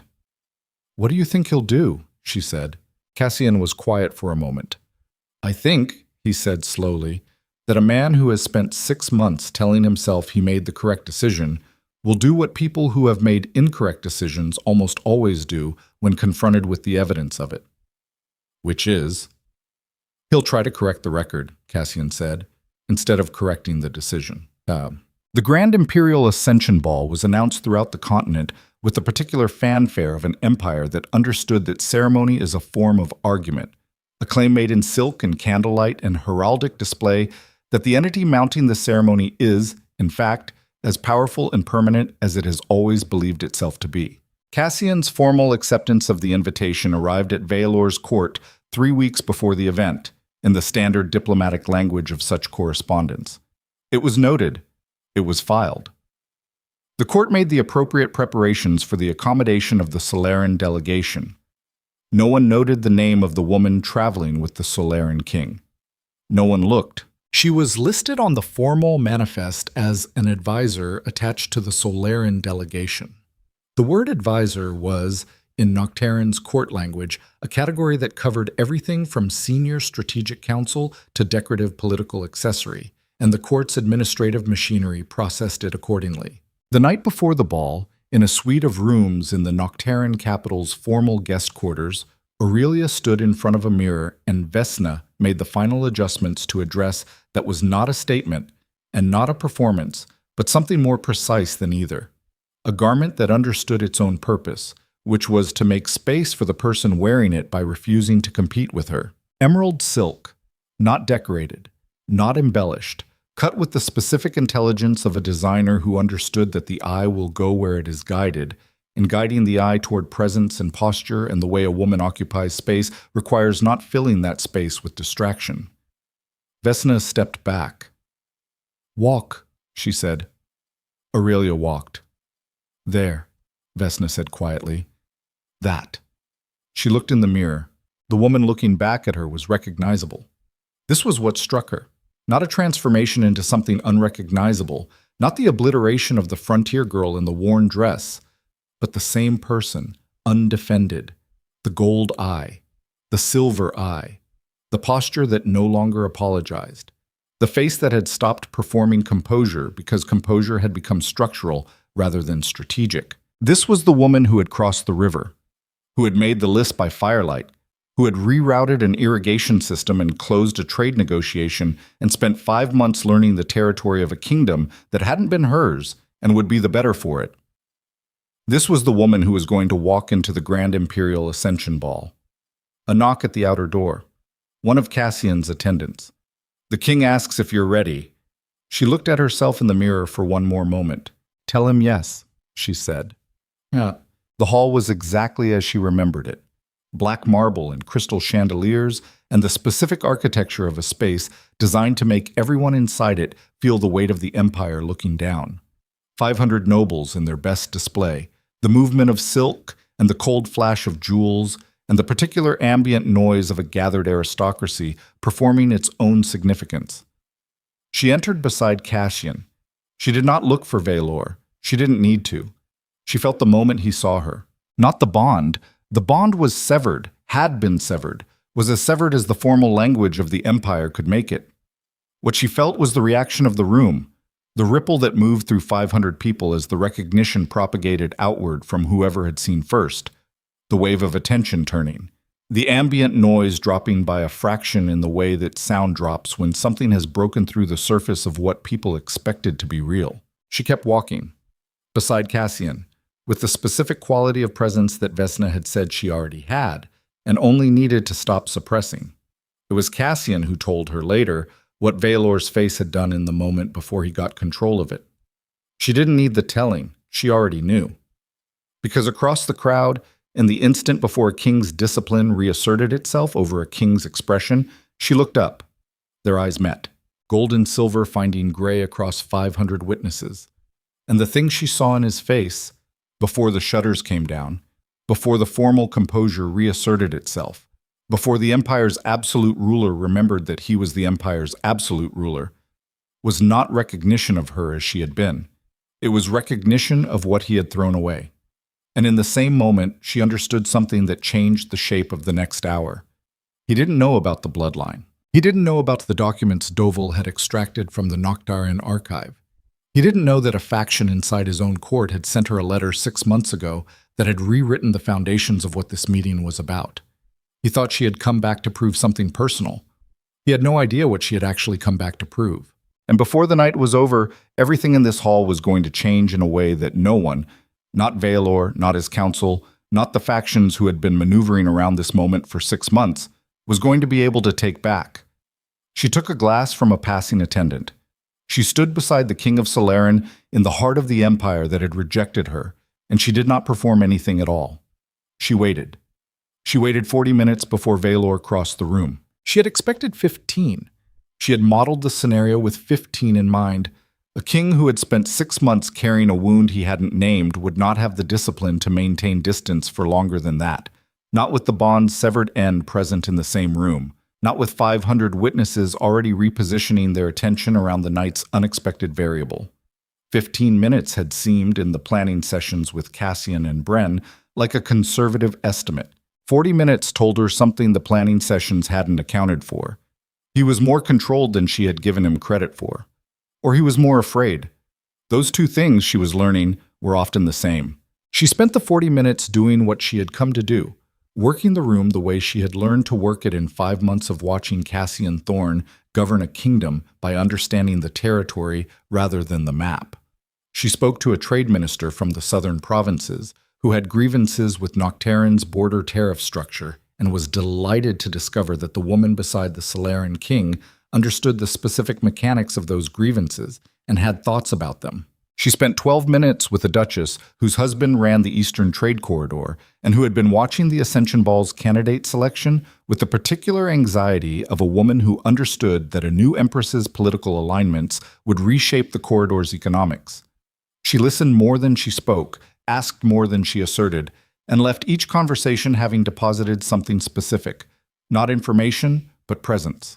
The awareness that she was a person worth accounting for. Cassian moved through the same room on a parallel track, doing what he always did, paying attention to what was actually there, and responding to it with the direct engagement of a man who has nothing to prove and therefore proves everything without trying. She felt Vaelor's approach before she saw it. Not the bond. Not anymore. Something more ordinary and more accurate. The change in the room's ambient attention as 500 people collectively registered that the king was moving toward the Solarian delegation. She turned at the right moment. Not too early, which would have looked anticipatory. Not too late, which would have looked performative. She turned at the moment a person turns when they've heard something in their peripheral field that warrants attention. He was closer than she'd expected. He moved fast when he finally moved. He stopped with 2 feet of space between them, which was 2 feet less than court protocol suggested for an initial engagement, and looked at her with the gray eyes she remembered and the expression of a man who has prepared several versions of what he's about to say and has, in this final moment, decided that none of them are adequate. "Aurelia Voss," he said. "Your Majesty," she said. The forms, the structure, the civilized architecture of an exchange between a king and a guest, maintained with the kind of precision that both of them understood, was the only thing preventing a different kind of exchange entirely. "I wasn't informed you would be attending," he said. "I'm attached to the Solarian delegation," she said. "It would have been in the official manifest." Something moved in his jaw. "As an advisor." "That's correct." He looked at her for a moment. At the dress, at the posture, at the gold eye and the silver eye that looked back at him without adjustment or apology. And she watched the thing she'd watched across the room move through his expression again, more controlled this time, but still present. The recognition, the weight of it. "You look well," he said, and the 2 words cost him something she could see in the set of his mouth. "I am well," she said. "Solarian has been generous." A beat. "Yes," he said. "I imagine it has." He looked at Cassian, who had moved to Aurelia's right with the unhurried accuracy of a man who has been watching the vectors of the room and knows exactly where to be. The 2 kings regarded each other with the specific quality of men who have been built by entirely different processes and know it. "Thorn," Vaelor said. "Draven," Cassian said. The air between them held something that was not quite hostility and not quite anything else. An honest taking of measure. "I'll want to speak with you privately," Vaelor said. His eyes moved back to Aurelia. "Both of you." "Of course," Cassian said. "When you're ready." Vaelor held Aurelia's gaze for one moment more, and she saw in it the specific frustration of a man who has prepared for a conversation with someone he remembered and discovered that the person in front of him is not quite that someone anymore, is related to them, is continuous with them, but has become something the preparation did not account for. He inclined his head and moved away. She exhaled through her nose, controlled, and took a sip from her glass. 40 minutes, Cassian said beside her without looking at her. "I noticed. What do you make of it?" "He's more careful than the faction that sent the letter gave him credit for," she said quietly. "That's worth knowing." The private meeting happened an hour later, in a chamber off the main hall with the particular quality of a room that is used for conversations that do not appear in official records. Comfortable enough to suggest informality, bare enough to suggest that what happens here is serious. 3 chairs, a fire, a table with wine that nobody touched. Vaelor arrived last. He sat and looked at both of them with the expression of a man arranging, in real time, what he actually intended to say versus what he had prepared to say, and concluding that the two were no longer the same. "The documentation," he said. Aurelia went still. Across from her, Cassian's expression did not change. Your Majesty, she said carefully. Don't. He said it quietly, without heat. I was informed this evening, approximately 30 minutes ago, that the Solaran delegation arrived in this city carrying historical documents extracted from my own court archive. I want to know what those documents say and why you have them. The silence lasted 3 seconds. Aurelia looked at Cassian, a look that was a question. He gave her the look back that was an answer. Your call. She turned to Vaelor. How were you informed? That's not what I asked. It matters, she said. Who told you, and when, and how much they know, is information that changes the shape of this conversation. Something in his expression shifted. Not anger, but the reluctant acknowledgement of a man who recognizes a correct point when it lands on him. One of my senior council members, he said. He came to me directly. He said he'd become aware that documents relating to a bloodline matter had been removed from the historical archive and were now in Solaran's possession. His name, she said. Vaelor looked at her. Peveril. She filed it. Peveril. She did not know the name from Bren's briefings, which meant either Bren's intelligence had a gap or the name was a secondary identifier for someone who operated under a different designation in the faction mapping she'd built. Peveril came to you directly, she said. Tonight, before the ball ended. Yes. Not through the normal council channels? He said it was urgent. She looked at the fire for a moment. The architecture of what was happening arranged itself in her mind with the cold clarity of a problem she'd been trained by months of genuine work to read accurately. Someone had told Vaelor about the documents before she'd had the opportunity to raise them herself, which meant that whatever faction had sent the letter, had provided the documents, had positioned this entire approach around the Ascension Ball as a venue. That faction, or a competing element within it, had just moved independently, had bypassed her, had put the information in Vaelor's hands on someone else's timeline, for someone else's purpose, and she had approximately 90 seconds to decide what to do with that. The documents relate to the Voss bloodline, she said, specifically to the connection between that bloodline and the Nocturne Imperial line. They establish that the connection is legitimate and that it was administratively obscured 40 years ago through an arrangement that was characterized publicly as voluntary. Vaelor was very still. And privately, he said. Privately, it was characterized as containment of a liability, she said. I have the correspondence. The fire shifted. Outside the chamber, the muffled sound of the ball continuing. Music, movement, the ordinary machinery of empire performing its significance. Vaelor looked at her for a long time. You came here to raise this publicly, he said, not an accusation. A reading of the situation, offered as a statement, waiting to be confirmed or corrected. I came here to correct a record, she said. The nature of that correction, and the venue for it, was not yet determined. But Peveril has determined it, Cassian said, by telling you before she could. Vaelor's eyes moved to Cassian. What does Peveril want? Aurelia said. He wants... Vaelor stopped. Something in his expression changed, and she saw in the change the specific texture of a man encountering, in real time, the possibility that the situation he has been operating within is not the situation he believed it to be. He presented it as loyalty, as protecting the crown from a potential destabilization. Who else is on his council faction? She said. I don't know what you mean. Yes, you do, she said quietly. The silence after that was different. It had the quality of something being acknowledged without being spoken. Vaelor looked at the table, at the untouched wine, at his own hands, which were the hands of a man who had governed an empire for 11 years by maintaining a specific, precise control over every variable that came within his reach, and who was currently sitting in a room with 2 variables he had not managed correctly. Tell me what the documents say, he said. All of it, she told him. There is a specific kind of stillness that falls over powerful people when they receive information that restructures their understanding of their own position. It is not the stillness of shock, which is chaotic at its core. All the system's resources redirected to processing the rupture. It is the stillness of a mind that is very good at its function, encountering something that requires that function to operate at full capacity and temporarily going quiet in order to do that. Vaelor was still for a long time. When he spoke, his voice had the particular flatness of a man working very hard to keep everything below a certain register.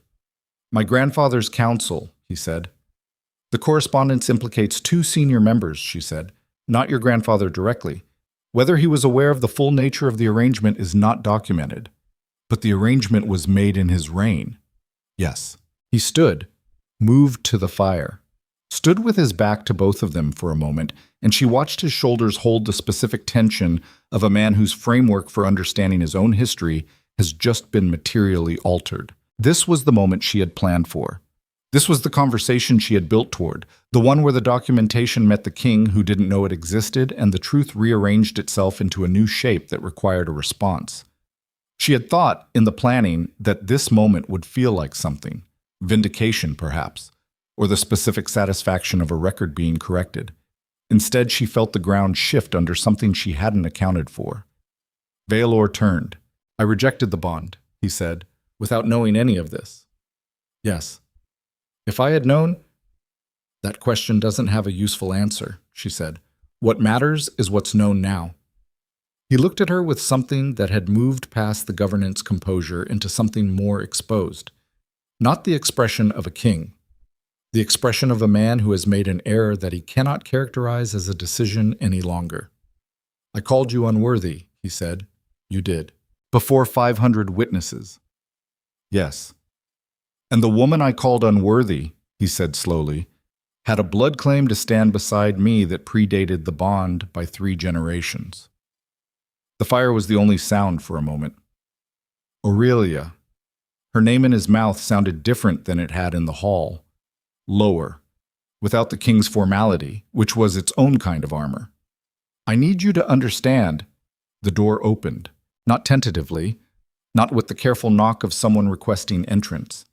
The door opened with the decisive force of someone who has decided that the conversation inside has gone on long enough without intervention. The man who entered was perhaps 55, with the silver-streaked hair and the bearing of a long-term council member, the specific posture of someone who has learned to enter rooms with the confidence of authority without ever quite having the authority the posture implies. He looked at the 3 of them with an expression that had been prepared, and Aurelia recognized the preparation the way she recognized prepared expressions generally, by the small lag between what the face did and what the eyes were actually doing. "Peveril," Vaelor said. His voice had gone flat in a different way. The flatness of a king who is very angry and has decided to contain it precisely. "Your Majesty." Peveril's gaze moved to Aurelia. Something in it shifted. Not surprise, not quite, but the adjustment of a man who is recalculating a timeline. "I apologize for the interruption. The matter has become more urgent than I anticipated." "You told me an hour ago it was urgent," Vaelor said. "The situation has developed," Peveril said. He pulled the door closed behind him. "The woman's presence in this court has come to the attention of 3 separate council factions. There is discussion about the nature of her documentation and what it implies for the succession announcement." "What factions?" Vaelor said. "The Halvern Bloc, the Southern Coalition, and—" a pause. "The Morrow contingent." Vaelor's expression did something controlled and sharp. Aurelia looked at Peveril and said quietly, "You didn't come to the king because you were protecting him." Peveril turned to her. "You came to the king before I could speak to him directly," she said, "because you needed to control what information he received and in what order. You told him about the documents before I could, which means he encountered them as a threat rather than as a fact. And now you're telling him that 3 factions are aware of it, which is designed to make him feel surrounded rather than informed." She looked at him steadily, both eyes, making no adjustment. "Who are you working for?" "I work for the crown," Peveril said. "Which faction of the crown?" The silence was the specific silence of something being exposed before it was ready. Peveril looked at Vaelor. There was something in the look, not quite an appeal, something more calculated, the look of a man rerouting an approach in real time. "Your Majesty," he said, "the woman has been in Solarin's court for 5 months. Thorne's investment in this situation is not neutral. Whatever she's told you about the documents, whatever interpretation she's provided, needs to be understood in the context of what Solarin gains from destabilizing your succession announcement." Vaelor looked at Peveril, then at Aurelia, then at Cassian, who had been sitting with the composed stillness of a man who has been watching the room carefully and has formed a complete picture of what is happening and sees no particular advantage in sharing it before it becomes necessary. Vaelor said, "Leave us, Peveril." Peveril's expression went very controlled. "Your Majesty, I must advise—" "I'm not asking for advice," Vaelor said. "Leave us." Peveril left. The door closed. The room was very quiet. What Peveril had done, she understood in the silence after his exit, was precisely calibrated. The architecture of it was not crude.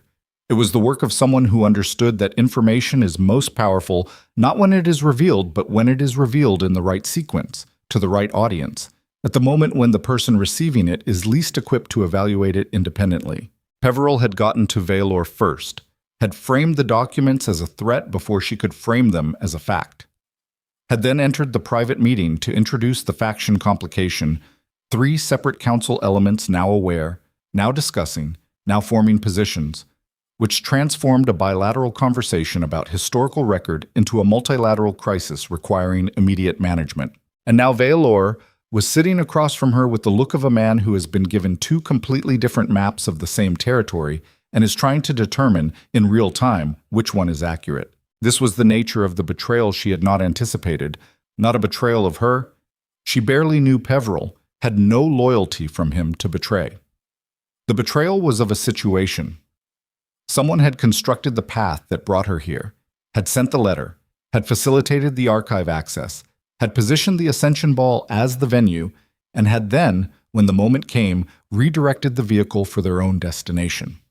She had been used as a key to open a door she hadn't known was there. The question was what was on the other side of it, and whether she could operate in that space before whoever had sent for her decided they were done with her utility.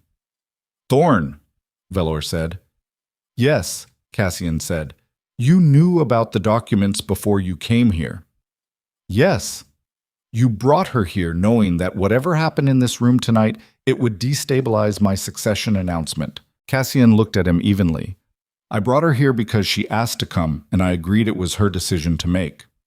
What destabilizes your succession announcement is the historical record, not the woman who holds it." Vaelor looked at him for a long moment. "Do you know what Peveril is?" he said. "I know what he does," Cassian said. "I don't know who he does it for." Something moved across Vaelor's face. The specific expression of a man who has just heard something from an external source that confirms what he has been afraid to conclude from internal evidence. He stood and moved to the door, opened it, said to someone outside, "Bring me everything Peveril has submitted to council in the past 6 months. Tonight." He closed the door. He sat back down and looked at Aurelia with an expression that had moved into territory she hadn't expected.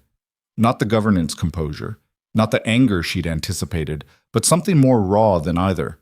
Something that required, she understood, a different kind of response than the one she'd planned. "The rejection," he said. "Your Majesty." "Don't," he said, not harshly, just firmly. "Don't defer. Not in this room. Not right now." He looked at her. "I rejected the bond publicly. I used language that was designed to be final, to be humiliating, to make sure no one in that hall misread the message. I did that because I had decided, the moment I saw you, that the bond was inconvenient and that my right to override it superseded the bond's claim." She held his gaze. "I was wrong," he said. 3 words. No structure around them. No diplomatic scaffolding, no qualifications, no language designed to make the admission more comfortable for the person making it. She had spent months preparing for this conversation. She had run it forward in every configuration she could construct. The hostile version, the manipulative version, the version where he tried to use the Bloodline claim to his advantage. She had not run the version where he simply said the thing that was true. "I know you are wrong," she said. "The Bloodline is separate," she said. "The Bloodline is a historical fact that existed before either of us was born. The rejection was a decision you made with the information you had. Both things are true, and they don't cancel each other out." He was quiet. "What I want," she said, "is not reconciliation. I want the record corrected. I want it publicly acknowledged that the characterization of my family's removal from court precedents was inaccurate, and that the designation in the throne room was rejected on grounds that did not reflect the full historical picture. A public acknowledgement, he said. In front of the same witnesses, she said. Yes. The fire shifted. That would reshape the succession announcement, he said. It would raise questions about the selection process that the entire court is assembled to witness. It would... He stopped. It would be accurate, she said. The rest is yours to manage. He looked at her for a long time. This is the thing about powerful men and the corrections they owe. They understand the debt. They genuinely understand it, in the same way that a person standing on the edge of a high place genuinely understands gravity. Understanding it and meeting it are not the same act. Between understanding and meeting lies every instinct toward self-preservation that power has had years to develop and reinforce. Vaelor was standing at that edge. She watched him stand there, and then the door opened again, and everything broke. It was not Peveril, it was General Morrow, who ran the military contingent of Vaelor's council and whose name had appeared in Bren's briefings under the heading of unpredictable, a designation she now understood had been a significant understatement. Morrow was a large man with the particular economy of movement that belongs to people who have spent enough time in genuine danger that they no longer waste motion on anything that doesn't serve a direct purpose. He entered the room with two men flanking him, and he looked at the three of them with the expression of someone who has made a calculation and arrived at an answer he is committed to. "Your Majesty," he said, "I apologize for the intrusion." Vaelor stood. "Morrow, what is this?" "A necessary intervention," Morrow said. "The woman is in possession of documents extracted from the Imperial Archive. Those documents contain information that, if raised publicly tonight, would constitute a direct challenge to the Crown's succession authority." He looked at Aurelia. "I'm here to secure them." The room went a specific kind of still. Cassian stood. The two men flanking Morrow moved. "Don't," Vaelor said.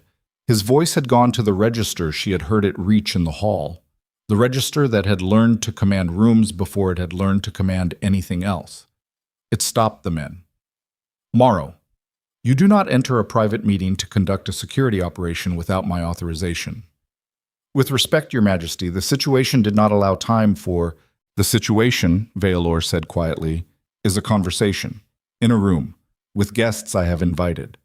He looked at Morrow with the kind of attention that has learned to be dangerous precisely because it does not raise its voice. "Who sent you?" Morrow's expression held. "I'm acting in the Crown's interest." "That's not what I asked." "Your Majesty, Peveril sent you," Cassian said. The room went still again, differently. Morrow looked at Cassian. "Solaren has no standing to—" "Peveril sent you," Cassian repeated, with the even quality of someone not arguing a point but recording it.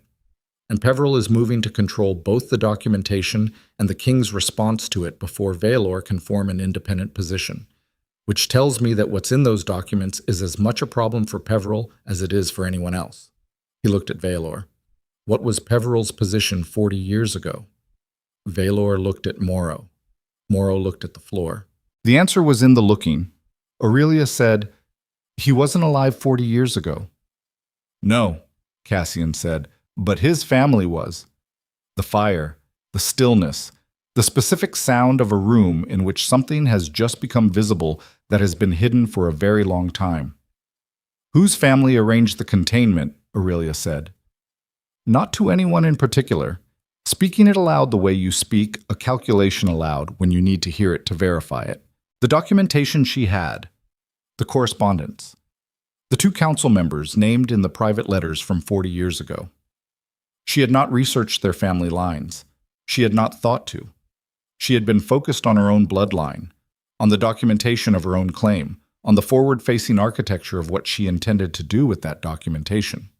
She had not looked backward far enough. Peveril, an old name in Noctarin's court genealogy, an old name attached to an old council position handed down with the particular persistence of families that have made themselves indispensable to a succession of kings without ever becoming prominent enough to be scrutinized.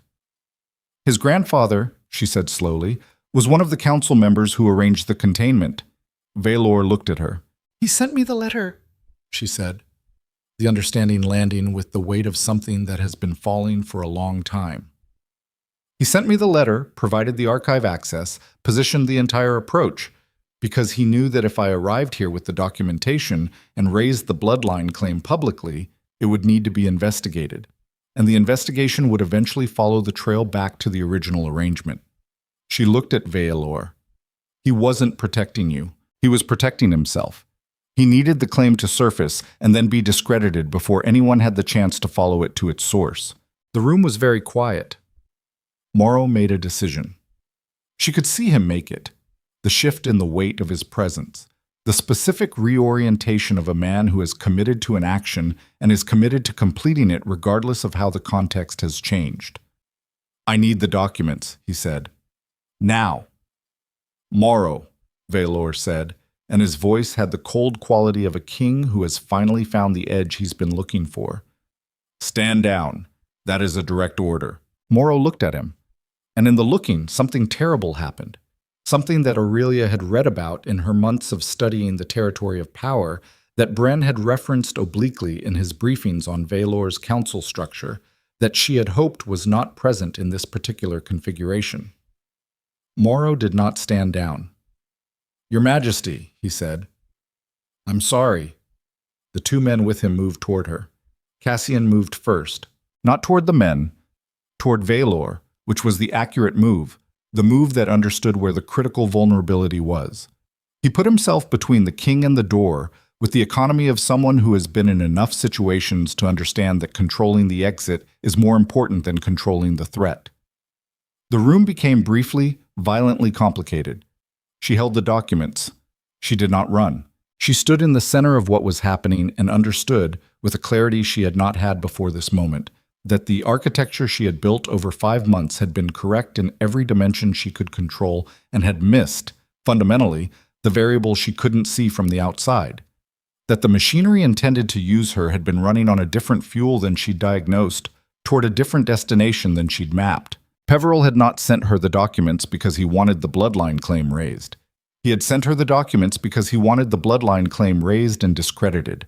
And Morrow, in this room, with his decision already made and his orders already given by someone who was not the king, Morrow was the discrediting. The men reached her. She looked at them with the gold eye and the silver eye that had never learned to apologize for existing, and she said, in a voice that was level in the way that levelness is structural rather than performed, "If you take these documents, they won't disappear. Copies exist. The archive record exists. The Bloodline itself exists regardless of whether you hold the paper." The men stopped, not because she'd convinced them, because Vaelor said, in a voice that had reached a place she had not heard it reach before, the lowest register of genuine authority, "Touch her, and I will destroy every alliance your family has built in this court. Both of you, stand down." They stood down. Morrow looked at the king with an expression that had moved past the calculation and into something that was, she thought, closer to grief. The grief of a man who is committed to a thing and understands, in the committing, that it cannot be uncommitted. "Peveril will move tonight," Morrow said. "Whatever you do in this room, he'll move tonight. You don't have the time you think you have." He left. The two men left with him. The door closed. The room held the three of them, and the fire, and the documents in her hand, and the specific quality of an evening that had moved so far from its original shape that the original shape was no longer a useful reference point. Vaelor stood in the center of the room with his hands at his sides, and the expression of a king who has just discovered that the ground he built an empire on has, in one conversation, revealed a foundation he did not know was there. "He's going to raise it publicly," she said. "Whatever move he's making, he'll take it to the floor of the ball. He'll use the faction position and the question of the documents to force a response from you before you've had time to form one." "I know," Vaelor said. "If you respond under that pressure, he controls the frame," she said. "Everything you say will be read as reactive rather than considered." "I know." "Then you need to be out there before he is," she said. Vaelor looked at her. "With what?" She looked at the documents in her hand. She looked at Cassian, who looked back at her with the expression he had, the one that handed the question back without shaping the answer.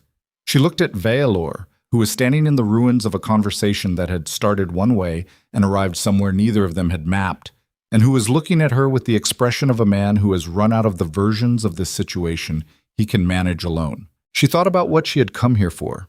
She thought about the record. She thought about the list she had made by firelight in the Eastern Tower, and the months of work that had preceded this moment, and the river crossing that had preceded the work, and the throne room that had preceded the river. She thought about the thing Cassian had told her on the night she'd decided to come. Whatever you decide it should be. And she understood, standing in a room that had become a precipice, that the decision she was about to make was not the one she had prepared. The situation had changed. The ground had shifted. The architecture she'd built had been infiltrated by someone who understood its vulnerabilities better than she had, and the choice now was not the choice she had walked into this hall to make.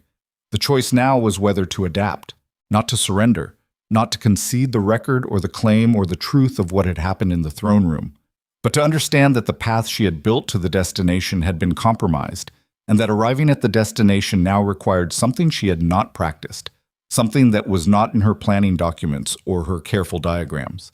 It required her to trust a king she had every historical reason not to trust, with everything she was holding. In the next 20 minutes, while a man who had been maneuvering this situation from the shadows for 6 months was somewhere in the hall outside this door, preparing to move. "The documentation," she said to Vaelor, "if I give it to you, not to hold, not to control, to use in front of this hall tonight, with me standing beside you, can you protect what it says?" He looked at her for a long moment. "Can you protect what it says?" she said again.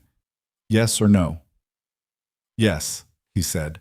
"If you're wrong," she said, "or if that's not true, there is nothing that happens after tonight that recovers this." "I know," he said. "I'm not doing this for you," she said. "I'm doing this because the record needs to be corrected, and because the man who tried to stop it has been running your court from inside your blind spot for long enough." Vaelor held her gaze with the gray eyes and said nothing, which was, she had come to understand over the course of this evening, his version of acknowledgement, the form that it took in a man who has spent 11 years being responsible for too many things to spend words he doesn't have. She held the documents out. He took them. She looked at Cassian. He nodded, once the way he always acknowledged the things that didn't need more than that. She straightened her posture, the posture that was no longer strategic, that Vesna had said she already had, and only needed to stop suppressing, and looked at the door that led back to the hall. "We have about 10 minutes, she said, "before Peveril moves." Vaelor looked at the documents in his hands, looked at her. "Then we should go." She opened the door and walked out first, into the hall, into the 500 witnesses, into the things she had not prepared for, which was the only kind of situation that had ever, in her life, produced anything worth what it cost. She walked out first. The hall received her the way halls receive things that have changed since they last looked. Slowly, then all at once, the ambient noise dropping by a fraction as proximity registered what distant observation had noted an hour ago and then filed under manageable. The woman who had entered the grand imperial ascension ball beside the Solaren king was now walking out of the private corridor alone, ahead of both kings, with the specific quality of presence that does not announce itself because it has stopped needing to. 500 people adjusted their attention. She gave them nothing to read. She crossed the hall floor with her eyes on the north end of the room, where the raised dais held the ceremonial position Vaelor had used for his opening address. And she moved toward it, not because she had been given permission to, but because it was where she needed to be in the next 4 minutes. And permission was a framework she had outgrown somewhere between a river crossing and a tower full of maps. Cassian fell into step 4 paces behind her and to her left, which was exactly where she needed him. Not beside her. That would have made this about Solaren. Not trailing. That would have looked like retreat. 4 paces back and to the left was the position of a man who is present and supporting and not the story. He had understood that without being told. This was one of the things about Cassian Thorne that she had stopped being surprised by and started simply accounting for. Vaelor came last. He came fast, the way a king moves when he has made a decision, and the decision is operational, not the ceremonial pace of arrival, not the managed progress of a man marking his significance, but the direct line of someone who has somewhere specific to be and has calculated that speed matters more than appearance. He had the documents in his hand. He had the expression of a man who has resolved something, Not comfortably, but completely, which is a different and more durable resolution. She heard him behind her and did not look back. The crowd parted. Not for her. For the king whose trajectory was clear and whose expression communicated that whatever was about to happen was not the event that had been planned. Nobles who had spent entire careers learning to read exactly that kind of trajectory moved out of the path without being asked, the way water moves from the front of something that knows where it's going. Peveril was at the far left of the hall, near the windows, with 3 men she recognized from Bren's faction mapping as Halvern Block affiliates. She clocked him in her peripheral vision without turning her head. He saw her emerge from the corridor. She watched him calculate, a fraction of a second, the specific look of a man running a contingency, and then he began to move. She had perhaps 90 seconds. She reached the base of the dais. She did not go up. She turned and found Vaelor 3 paces behind her and said quietly, without ceremony, "The documents. The genealogical record first. When you speak, don't frame it as a correction. Frame it as information that has come to the Crown's attention and that the Crown is choosing to address directly. That language matters." He looked at her.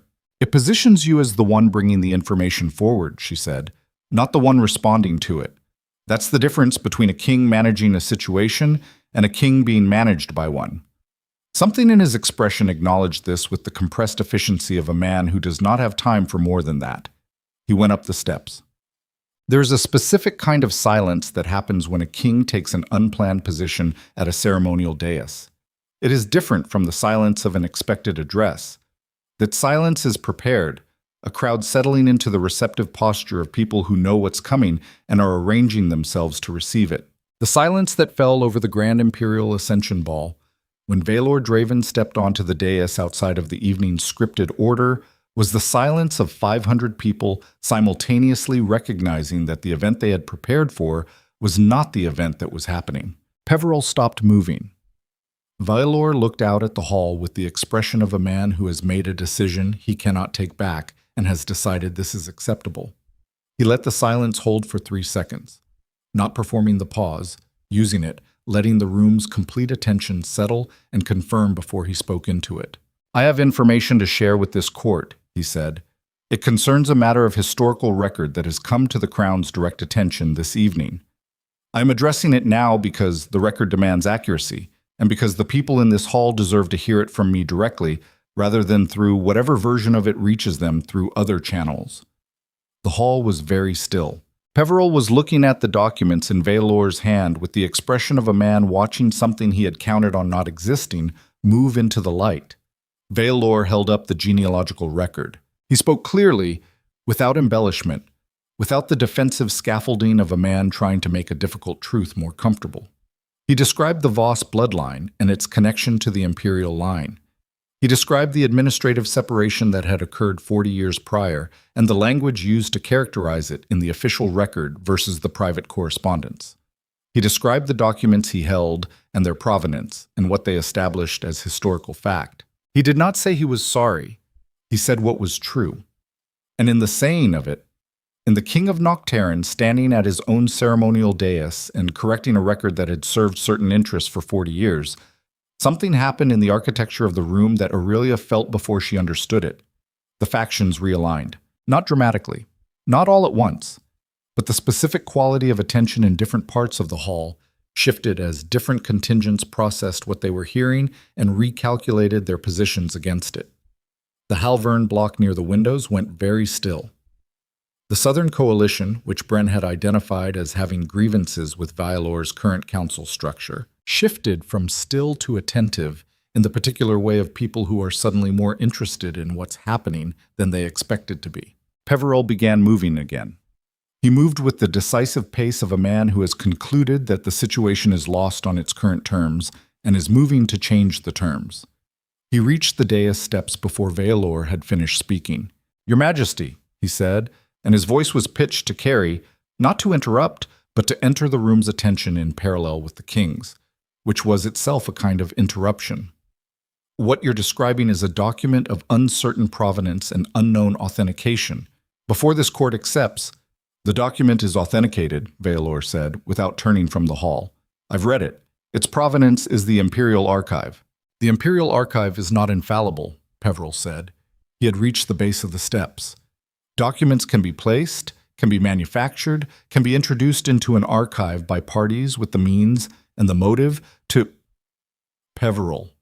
Vaelor turned. He looked down at the man at the base of the steps with the specific quality of a king who has stopped managing a situation and started resolving it. Your grandfather's name appears in the private correspondence relating to this arrangement. The hall went absolutely silent. Peveril went still. Not the stillness of a man caught. The stillness of a man deciding, in the specific compressed time frame of a decision that cannot be delayed, which version of what comes next he is going to commit to. He committed. Your Majesty, he said, and his voice had changed. No longer the council member addressing the king, something more direct and therefore more dangerous. What you're doing will destroy the succession announcement. Every alliance this court has built around the expected outcome of this evening will need to be rebuilt from nothing. The cost of this, Vaelor said, is mine to carry. The Empire's cost is also mine to carry, Vaelor said. That's what it means to be king, Peveril, not the management of convenient truths, the accountability for inconvenient ones. Peveril looked at him for a long moment. Then he looked at Aurelia, and the look was not what she had expected. It was not the look of a man who has been exposed and is calculating retreat. It was the look of a man who has held a specific position for a very long time and has just concluded that the position is no longer tenable, and who is, in the compressed space of that conclusion, more dangerous than he was before. Morrow, Peveril said. Not loudly, not as a command to the hall, as a specific address to a specific person somewhere in the crowd. The hall's attention, which had been entirely on the dais, fractured and relocated as General Morrow moved out of the crowd toward the dais steps from the east side of the room. He moved with the economy of a man who has been in position for some time and has been waiting for exactly this word. And he was not alone. He had 12 men with him, not ceremonial guards, men in the plain dark uniforms of the palace's internal security division, which technically reported to the council rather than directly to the king, which was a structural detail that Aurelia now understood had been entirely intentional and entirely Peveril's work. 12 men moving toward a dais where King stood with documents that threatened 40 years of careful architecture. The hall erupted, not into violence, into the specific chaos of 500 people simultaneously understanding that what they were watching was not a ceremony, but a crisis, and redistributing their positions accordingly. Nobles who had spent careers in exactly this kind of environment moved toward walls and toward exits with the practiced efficiency of people who know that proximity to the center of a power dispute is a choice that has consequences. Others moved toward the factions they belonged to with the instinctive accuracy of people reorganizing around known structures. General Sala appeared from the crowd at Aurelia's left. She had not known Sala was in the hall. She had not known Cassian had brought his general to the Ascension Ball as part of the delegation, had not thought to ask because the evening's plan had not included a military component. She understood, watching Sala move with the specific calm of a soldier who has been briefed and is executing rather than responding, that Cassian had prepared for the version of this evening that she hadn't. Sala placed herself between Aurelia and Morrow's men with the economy of a person who has determined the geometry of a situation and taken the correct position in it. You brought soldiers, Aurelia said to Cassian, who had appeared at her right with the same unhurried accuracy. I brought Sala, he said. She brought herself. Morrow's 12 men reached the dais perimeter. Vaelor looked down at them from the dais with the expression of a man taking inventory of a situation in which the variables have just exceeded his prepared responses. Stand down, he said to Morrow. Your Majesty. Morrow's voice was the voice from the private room, committed, past the point of revision. The documents need to be secured. The situation requires you to stand down, Vaelor said.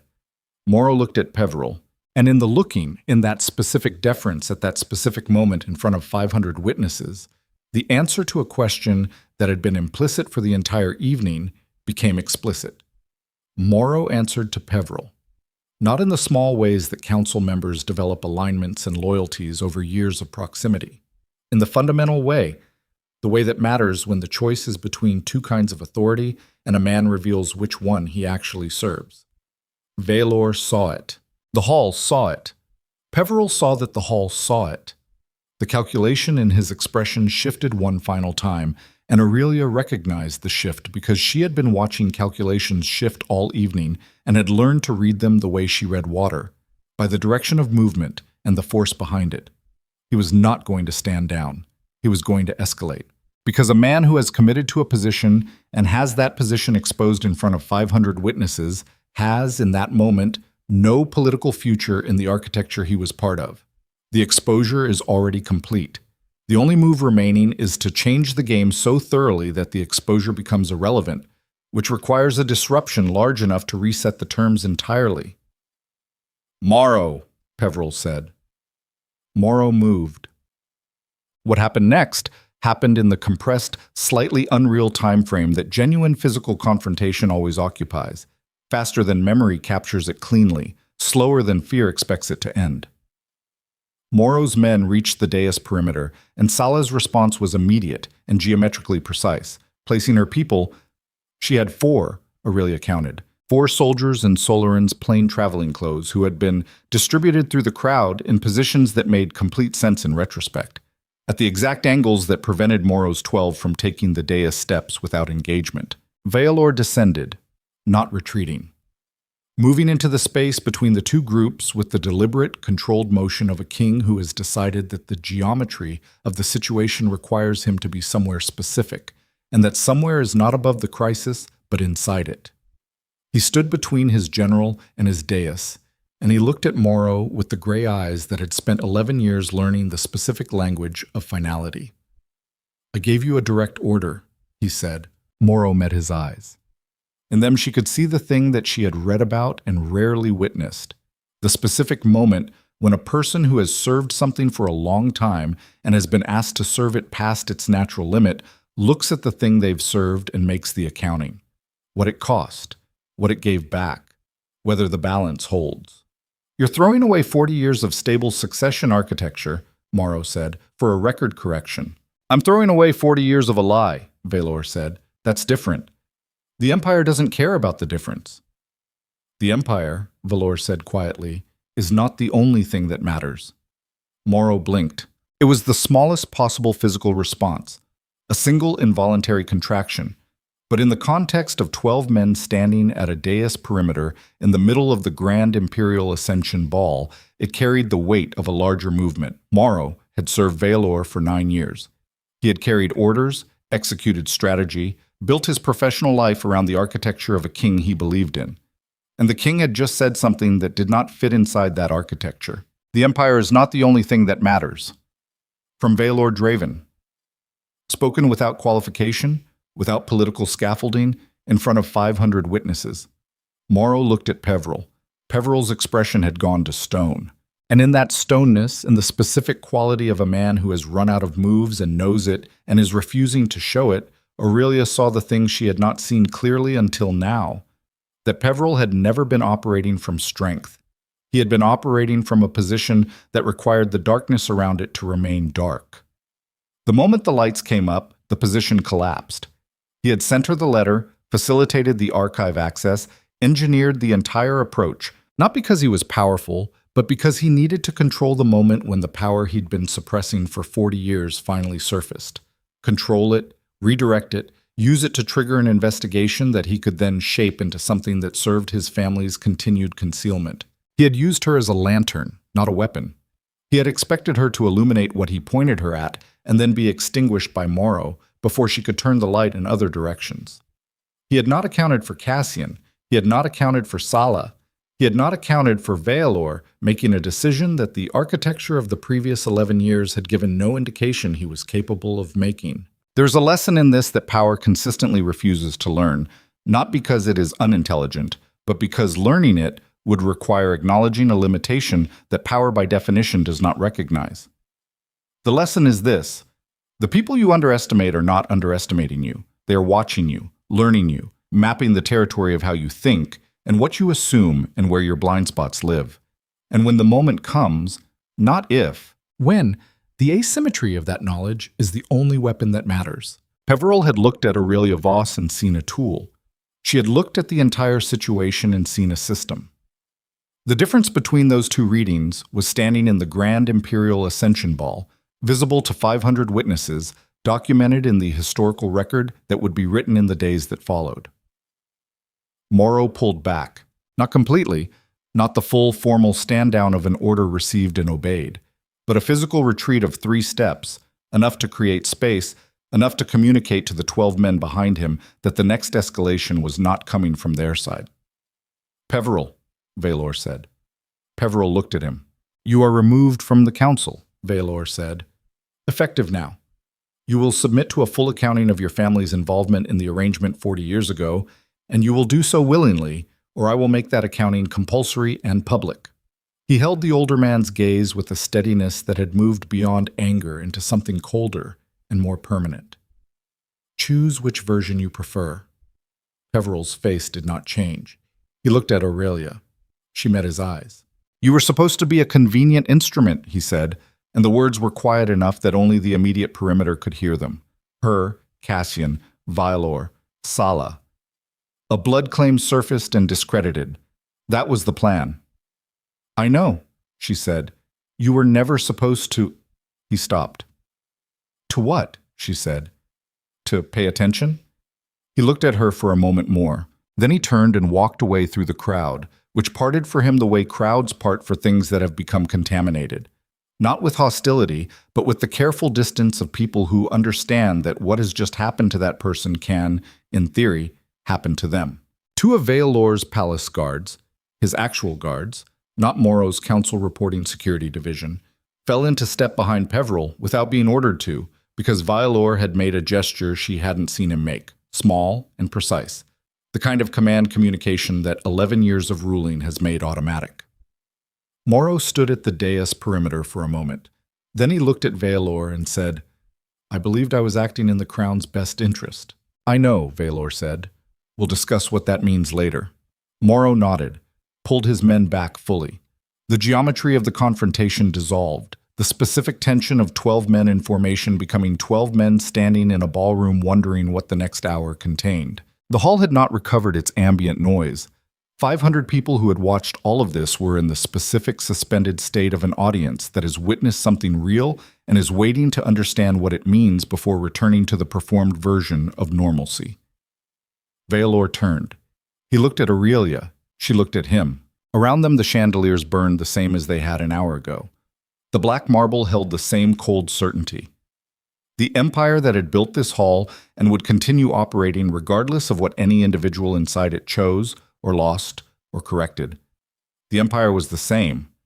But the record had changed, and the record, she had believed since the night she'd spent in the Eastern Tower running forward the implications of a bloodline letter, was the thing that lasted.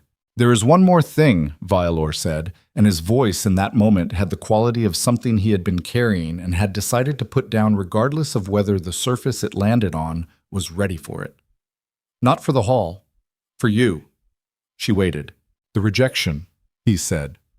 "What I said. How I said it." He looked at her with the gray eyes that had spent 11 years being unreadable and were, in this moment, neither performing composure nor suppressing what was underneath it.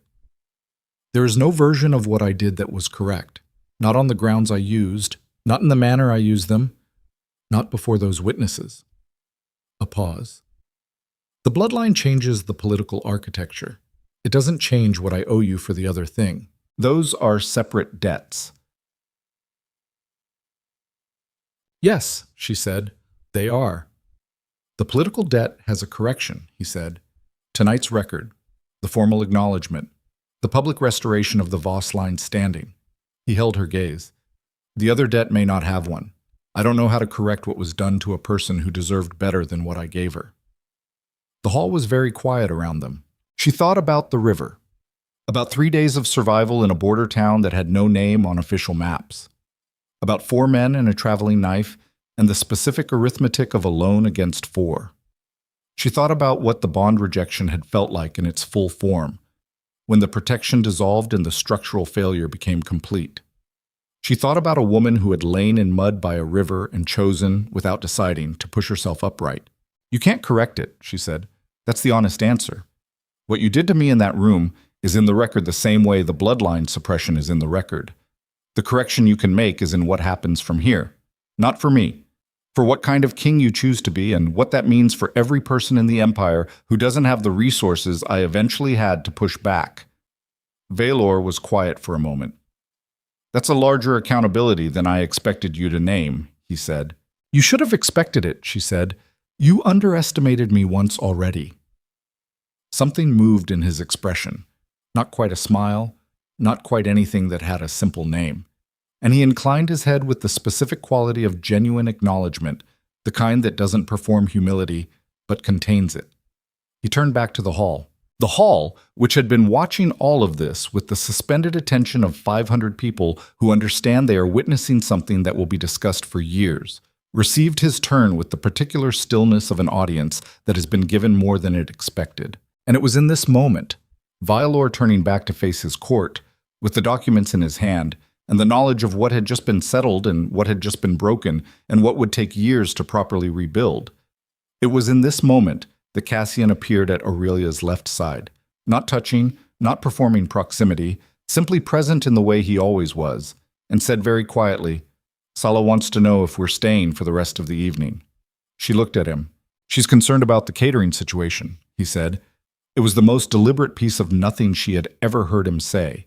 And she understood exactly what it was, the specific kindness of a person who knows when to make the unbearable weight of a moment slightly lighter, not by diminishing it, but by creating a crack in the tension through which something ordinary can breathe. She almost laughed. Not quite, but almost. "Tell her yes," Aurelia said. "Tell her we're staying." He nodded, then quiet enough that only she caught it. "You did well."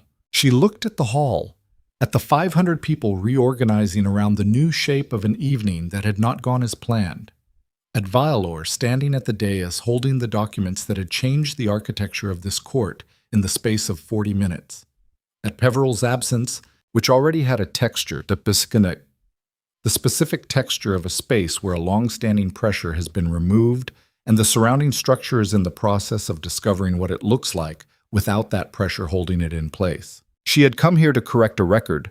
The record had been corrected, but what she was looking at was not the ending she had prepared for.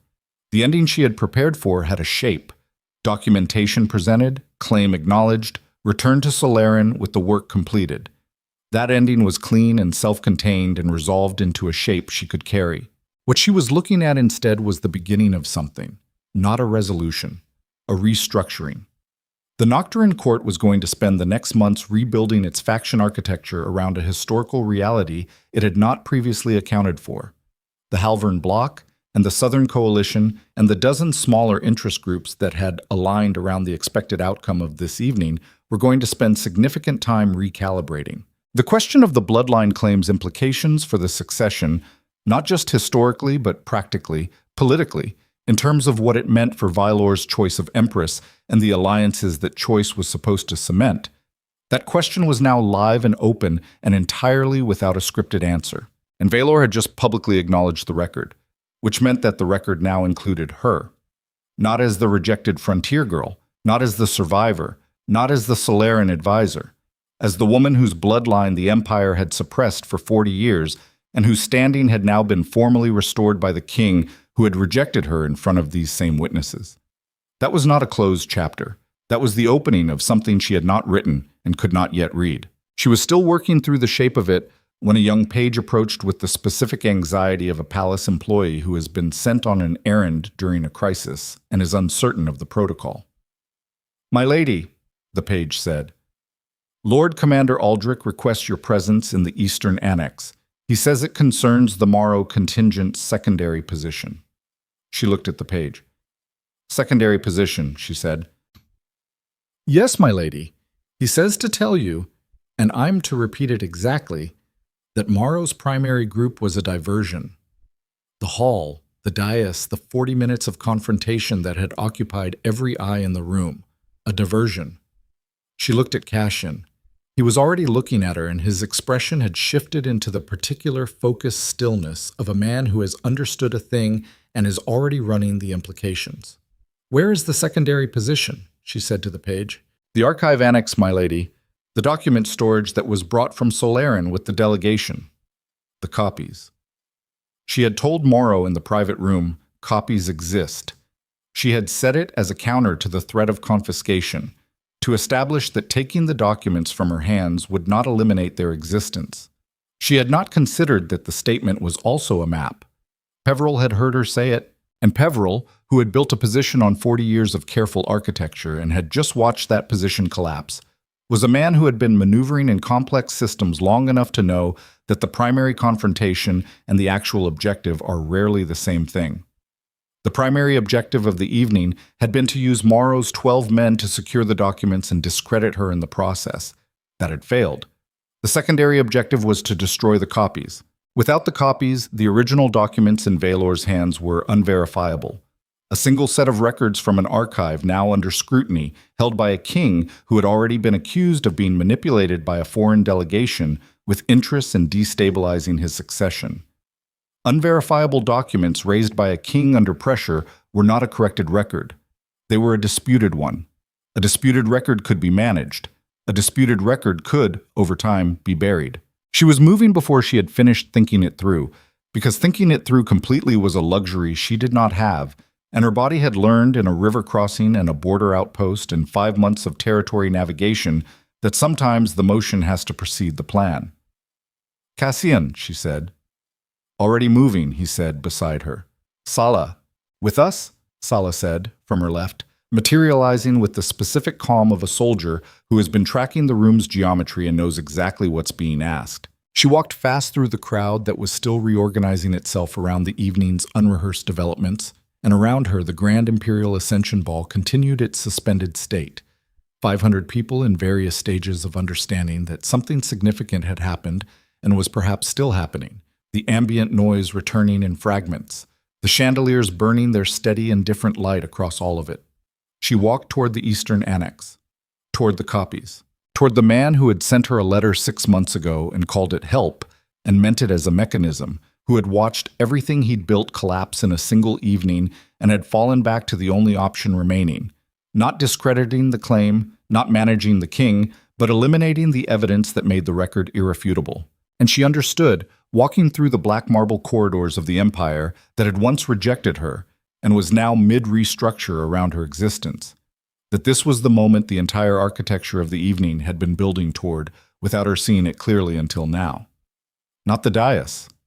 Not the confrontation with Morrow. Not Vaelor's acknowledgement. This corridor, right now, at a speed that left no room for preparation, toward a man who was desperate in the specific way that makes people capable of things they would not have been capable of an hour ago. She turned the corner into the Eastern Annex passage. The door at the end of the corridor was open. Light spilled from it in the specific quality of a room that has been recently entered and is currently occupied. She looked at that light. She looked at Cassian beside her. She looked at Sala, whose hand had found the blade at her hip with the quiet efficiency of a person who has stopped hoping for the version of events where that isn't necessary. She kept walking, and whatever was waiting in that room, Peveril, or the men he'd sent ahead, or the evidence either burning or still intact, she was going to reach it before the next decision was made for her. She crossed the last 20 feet of corridor. She stepped through the door. The room was not on fire. She had half expected fire, some physical manifestation of the desperation that had sent a man down this corridor ahead of her. Instead, the Eastern Annex was intact. The document cases from the Solaran delegation stacked against the far wall where the traveling staff had placed them that afternoon. And Peveril was standing in the center of the room with a burning taper in one hand and the specific stillness of a man who has been interrupted in the act of deciding whether he is capable of the thing he came here to do. One case was open. The copies were inside it, undamaged. He had not yet touched them. She understood, in the 3 seconds of silence after she crossed the threshold, that the hesitation was not strategic. It was genuine. Peveril had come down here with the architecture of a plan. Destroy the copies, dispute the original, manage the record back into a shape his family's position could survive, and had arrived in this room and found that the plan required him to be a different kind of person than the one who had spent 40 years working carefully inside legitimate systems. Burning evidence in Opalis Annex while the court assembled one corridor away was not careful. It was not legitimate. It was the act of a man who has run out of every other option and is staring at the last one and finding it does not fit the self-image he has maintained across a lifetime of more sophisticated maneuvering. Peveril, she said. He looked at her. The taper in his hand was burning down toward his fingers, and he didn't appear to notice. Put it out, she said. He looked at the taper. He looked at the document case. He looked at her with the gold eye and the silver eye that had never, in a life that had given it abundant reason, learned to look away from the thing directly in front of it. He put the taper out against the stone floor. The room went darker without it. The only light now from the corridor behind her and the single wall lamp above the document cases. Sala came through the door to her left, positioned herself between Peveril and the cases with the quiet economy she brought to everything that required economy. Cassian came through behind Sala and stopped near the door, present and not the story, the way he always was when the story belonged to someone else. Peveril looked older in this light. That was the honest observation, that a man who had seemed formidably constructed in the hall's chandelier brightness was, in the stripped-down illumination of a stone annex, simply an older man who had spent his entire adult life maintaining a secret he had not chosen and protecting a position he had not earned, and who had just watched both of those things become unrecoverable in the space of 40 minutes. The document cases are intact, she said. The originals are in the king's hands. The record has been stated publicly before 500 witnesses. She looked at him steadily. There is nothing left to destroy. He sat down on a traveling case. Not with dignity, with the specific physical surrender of a body that has been running on emergency resources and has been informed by some internal mechanism that the emergency is over and the resources are gone. My grandfather believed he was protecting the crown, he said. His voice was quiet, not the council voice, not the voice she had heard in the private room or at the dais steps. Something more tired than either. That was what he told himself, what he told my father, what my father told me. He looked at his hands. 40 years of protection, of maintenance, of making sure the thing stayed buried because the cost of its surfacing. The cost fell on my family, she said, not yours. He was quiet. My grandfather surrendered his position at court, she said. He took a frontier land grant and called it enough and told whatever version of the story kept his children safe, and he died before his granddaughter was born, so he never had to watch what the frontier did to the people he was protecting. She looked at Peveril with both eyes, the gold and the silver, and she did not soften what she said next. Whatever he told himself about protection, the mechanism he agreed to put the cost on us. Not on you, not on your family, on mine. I know, Peveril said. I don't think you did, she said, until tonight. I think you knew the architecture of the arrangement and the political logic of maintaining it, and I think the people the arrangement actually cost were abstract to you in the way that people who don't share your corridors are always abstract to people who have the luxury of keeping them that way. He looked at her. You sent me the letter, she said. You told yourself it was a controlled release. Bring the claim forward through a managed channel. Let it surface in a form you could shape, watch it get discredited before it became a real threat. That was the plan. Yes, but you sent it, she said. At some point before the calculation, before the contingency planning, before Morrow, and the 12 men and the taper in your hand, at some point, a man who knew his family's debt looked at the woman that debt had been paid on and sent her the information she needed to correct the record. She paused. That happened. Whatever came after it, that happened. Peveril looked at the floor for a long moment. I don't know how to separate the two, he said. Whether I sent it because some part of me understood what was owed or because I calculated that a controlled surface was better than an uncontrolled one. He looked up. Does the motive change what you do with it? She thought about this honestly, the way she thought about things that deserved honesty, by looking at them directly rather than at the version of them that was more comfortable. No, she said. The motive changes what I think of you. It doesn't change what the letter made possible. She held his gaze. But I want you to sit with the question for a long time. Whether you sent it because something in you knew it was owed. Because the answer to that is the only thing that determines what kind of person you are after tonight. She turned to Sala. Secure the cases. Sala moved. She looked at Peveril one more time. He was still sitting on the traveling case, looking at his hands, and he looked less like a council member who had run a 40-year concealment and more like a man who has just set down something very heavy and discovered that his hands don't remember how to be empty. The king will require a full accounting, she said. Give it honestly. Whatever your grandfather's actual motive was, whatever your father told you, whatever you told yourself, give it honestly. That's the only version that helps anyone. She walked out of the annex. The corridor back to the main hall was quiet in the specific way of palace corridors late in an evening that has gone significantly past its planned conclusion. The ambient noise of the ball had shifted from celebration to conversation, the lower, more serious register of 500 people processing what they had witnessed and beginning the work of understanding what it meant for the positions they held and the alliances they maintained. Cassian walked beside her. For a moment, neither of them said anything, and the silence was not uncomfortable because silence between people who have spent enough time in genuine work together develops its own quality. Not the silence of things unsaid, but of things that don't require saying yet. "The copies are intact," she said. "I heard." "He didn't burn them." "No." She walked for a few steps. "I don't know what to do with that." "With what?" "With the fact that he came down here and didn't do it. That he stood in that room with the taper and the documents and didn't." She looked at the corridor ahead of her. "The calculation said burn them. The plan said burn them. Everything he'd built said burn them. And he didn't." Cassian was quiet for a moment. "People are more than their worst available option," he said. "Sometimes. Not always. But sometimes." She thought about the river, about 4 men and a traveling knife, and the specific arithmetic of alone against 4, and the body that had decided to continue without waiting for the mind's permission. She thought about the border outpost and a king who had looked at a woman half dead on a riverbank and sent for a healer and asked what happened and meant the question.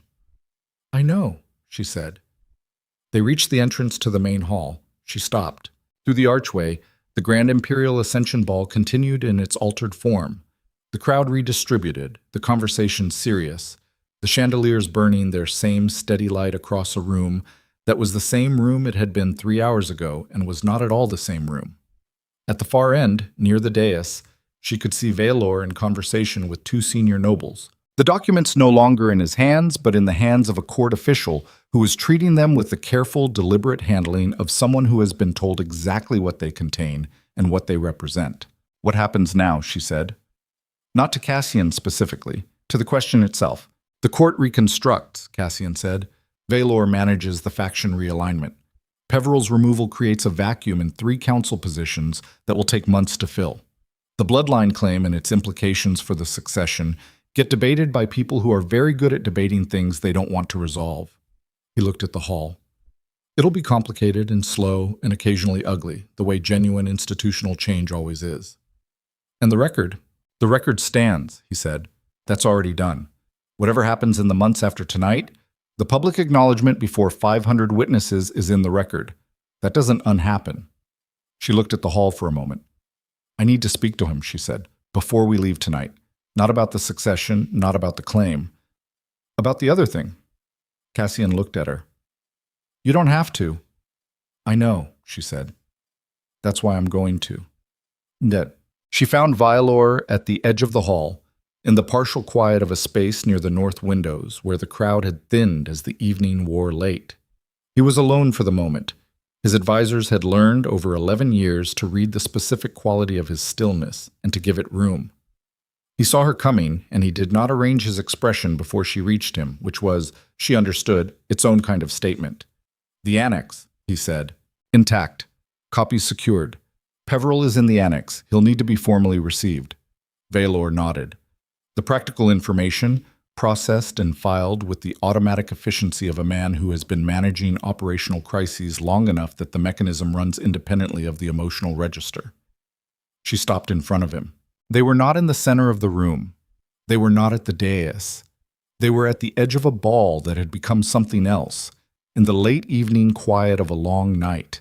And around them, the Empire continued its eternal movement, and the chandeliers burned, and the record had been changed, and everything else remained to be determined. "The bond," she said. He looked at her. "Not what it was," she said carefully. "Not what it could have been. What it is now. After the severance, after tonight, after everything that's happened since the throne room." She held his gaze. "I want to be honest with you about something, and I want you to hear it as honesty rather than as a position." "All right," he said.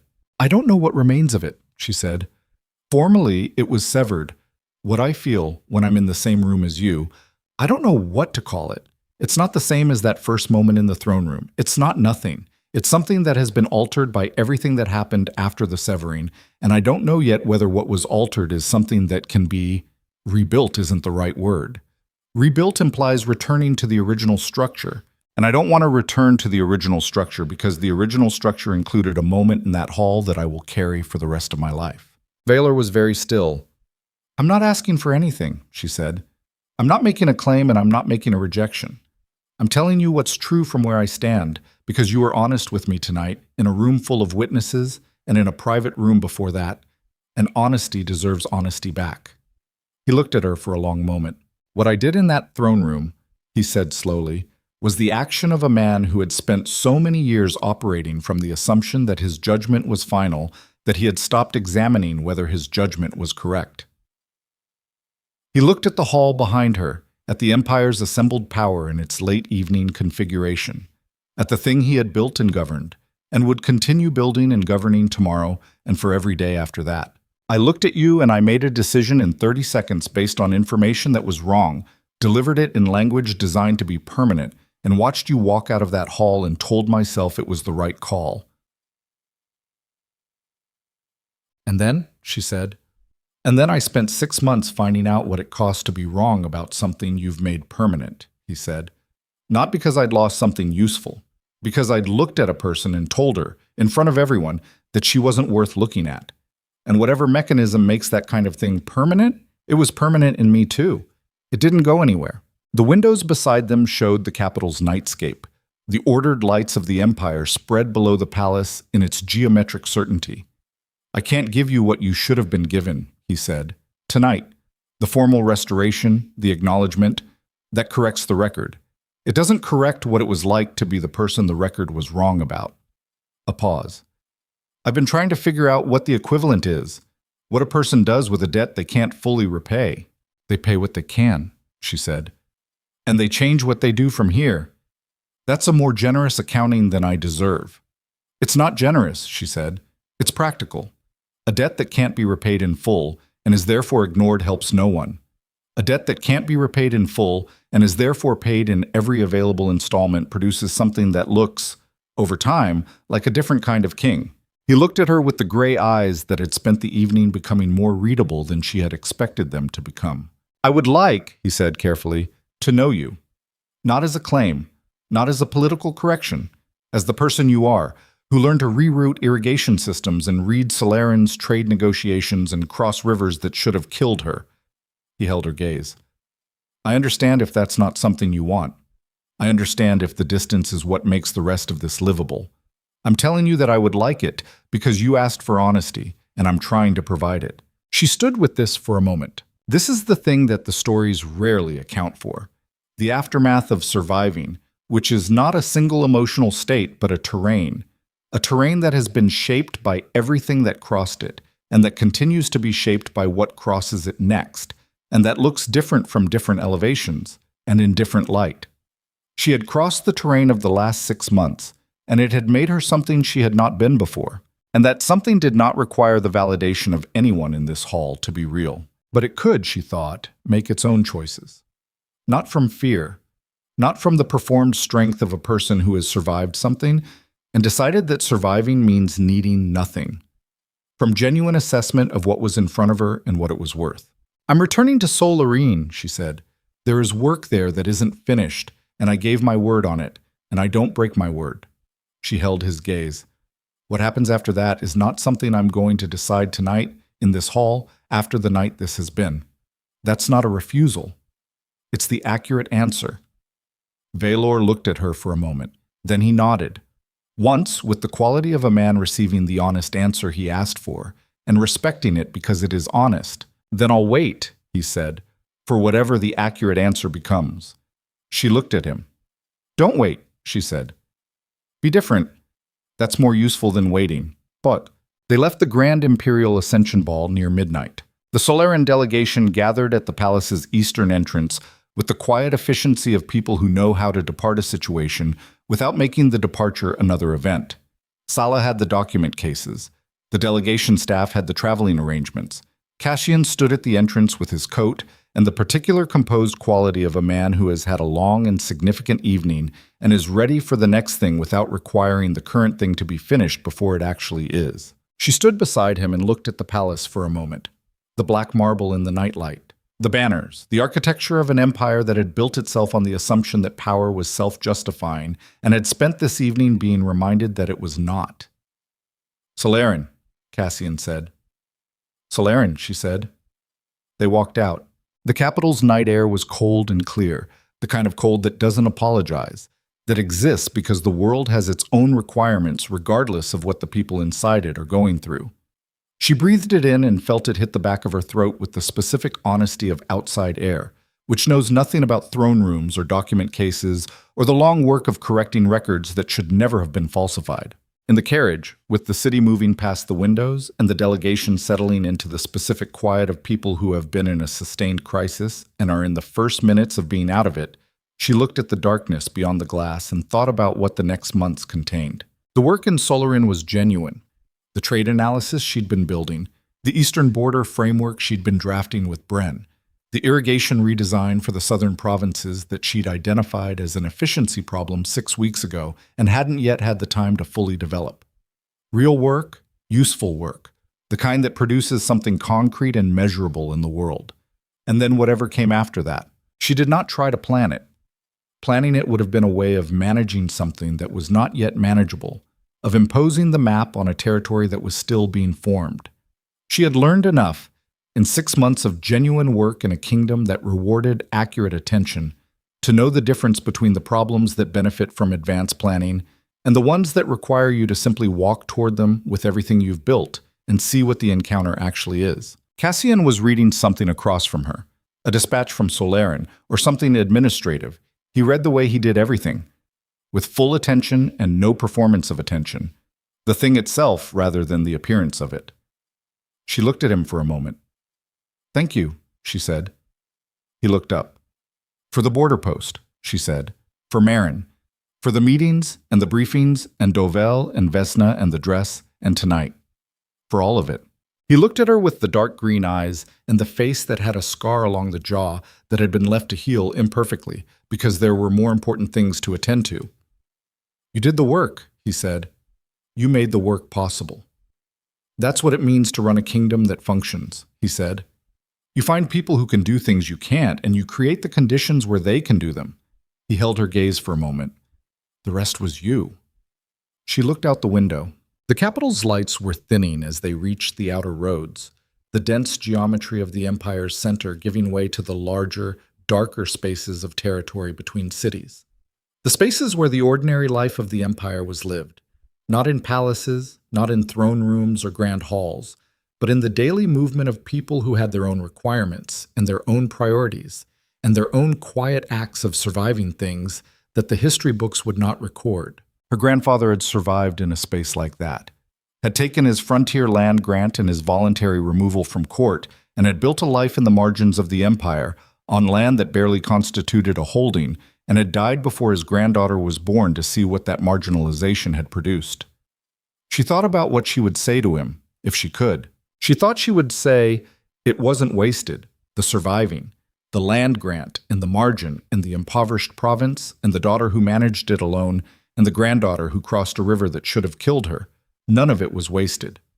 It produced something that the people who buried the bloodline had not intended and could not have predicted, which was a woman who knew how to pay attention to what was actually there. Because a life in the margins teaches you to read the territory, or it teaches you nothing. She pressed her hand flat against the carriage window for a moment. Cold glass. The night outside. The empire behind her. The record corrected. There is a thing that happens to people who survive what they were not supposed to survive, who stand up from what should have kept them down, who cross the rivers that the arithmetic said they couldn't cross. The thing that happens is not what the stories say it is, not triumph, not the clean resolution of a wrong made right, not the simple equation of suffering redeemed by outcome. The thing that happens is quieter and more permanent than any of those. They become, in the surviving, exactly what the people who underestimated them were afraid they were. Not because surviving makes you powerful, because it makes you real in a way that cannot be managed or contained or discredited, because it is not a claim or a document or a position at court. It is the thing itself, the actual person, built by the actual cost of the actual life, standing in the actual world with her hand against cold glass, watching the Empire's lights recede behind her. Aurelia Voss looked at the darkness ahead. The road to Solaren was long. The work was real. The future was a territory she had not yet mapped, and was not going to map tonight. In a carriage at midnight with the cold air outside and the dispatch rustling in a king's hands across from her, and the feeling which she examined carefully and found to be structural rather than performed, that for the first time in her life she was not surviving toward something. She was simply moving forward, because she had chosen to. Because the choice was hers. That was the whole of it. That was, she thought, looking at the dark road, enough.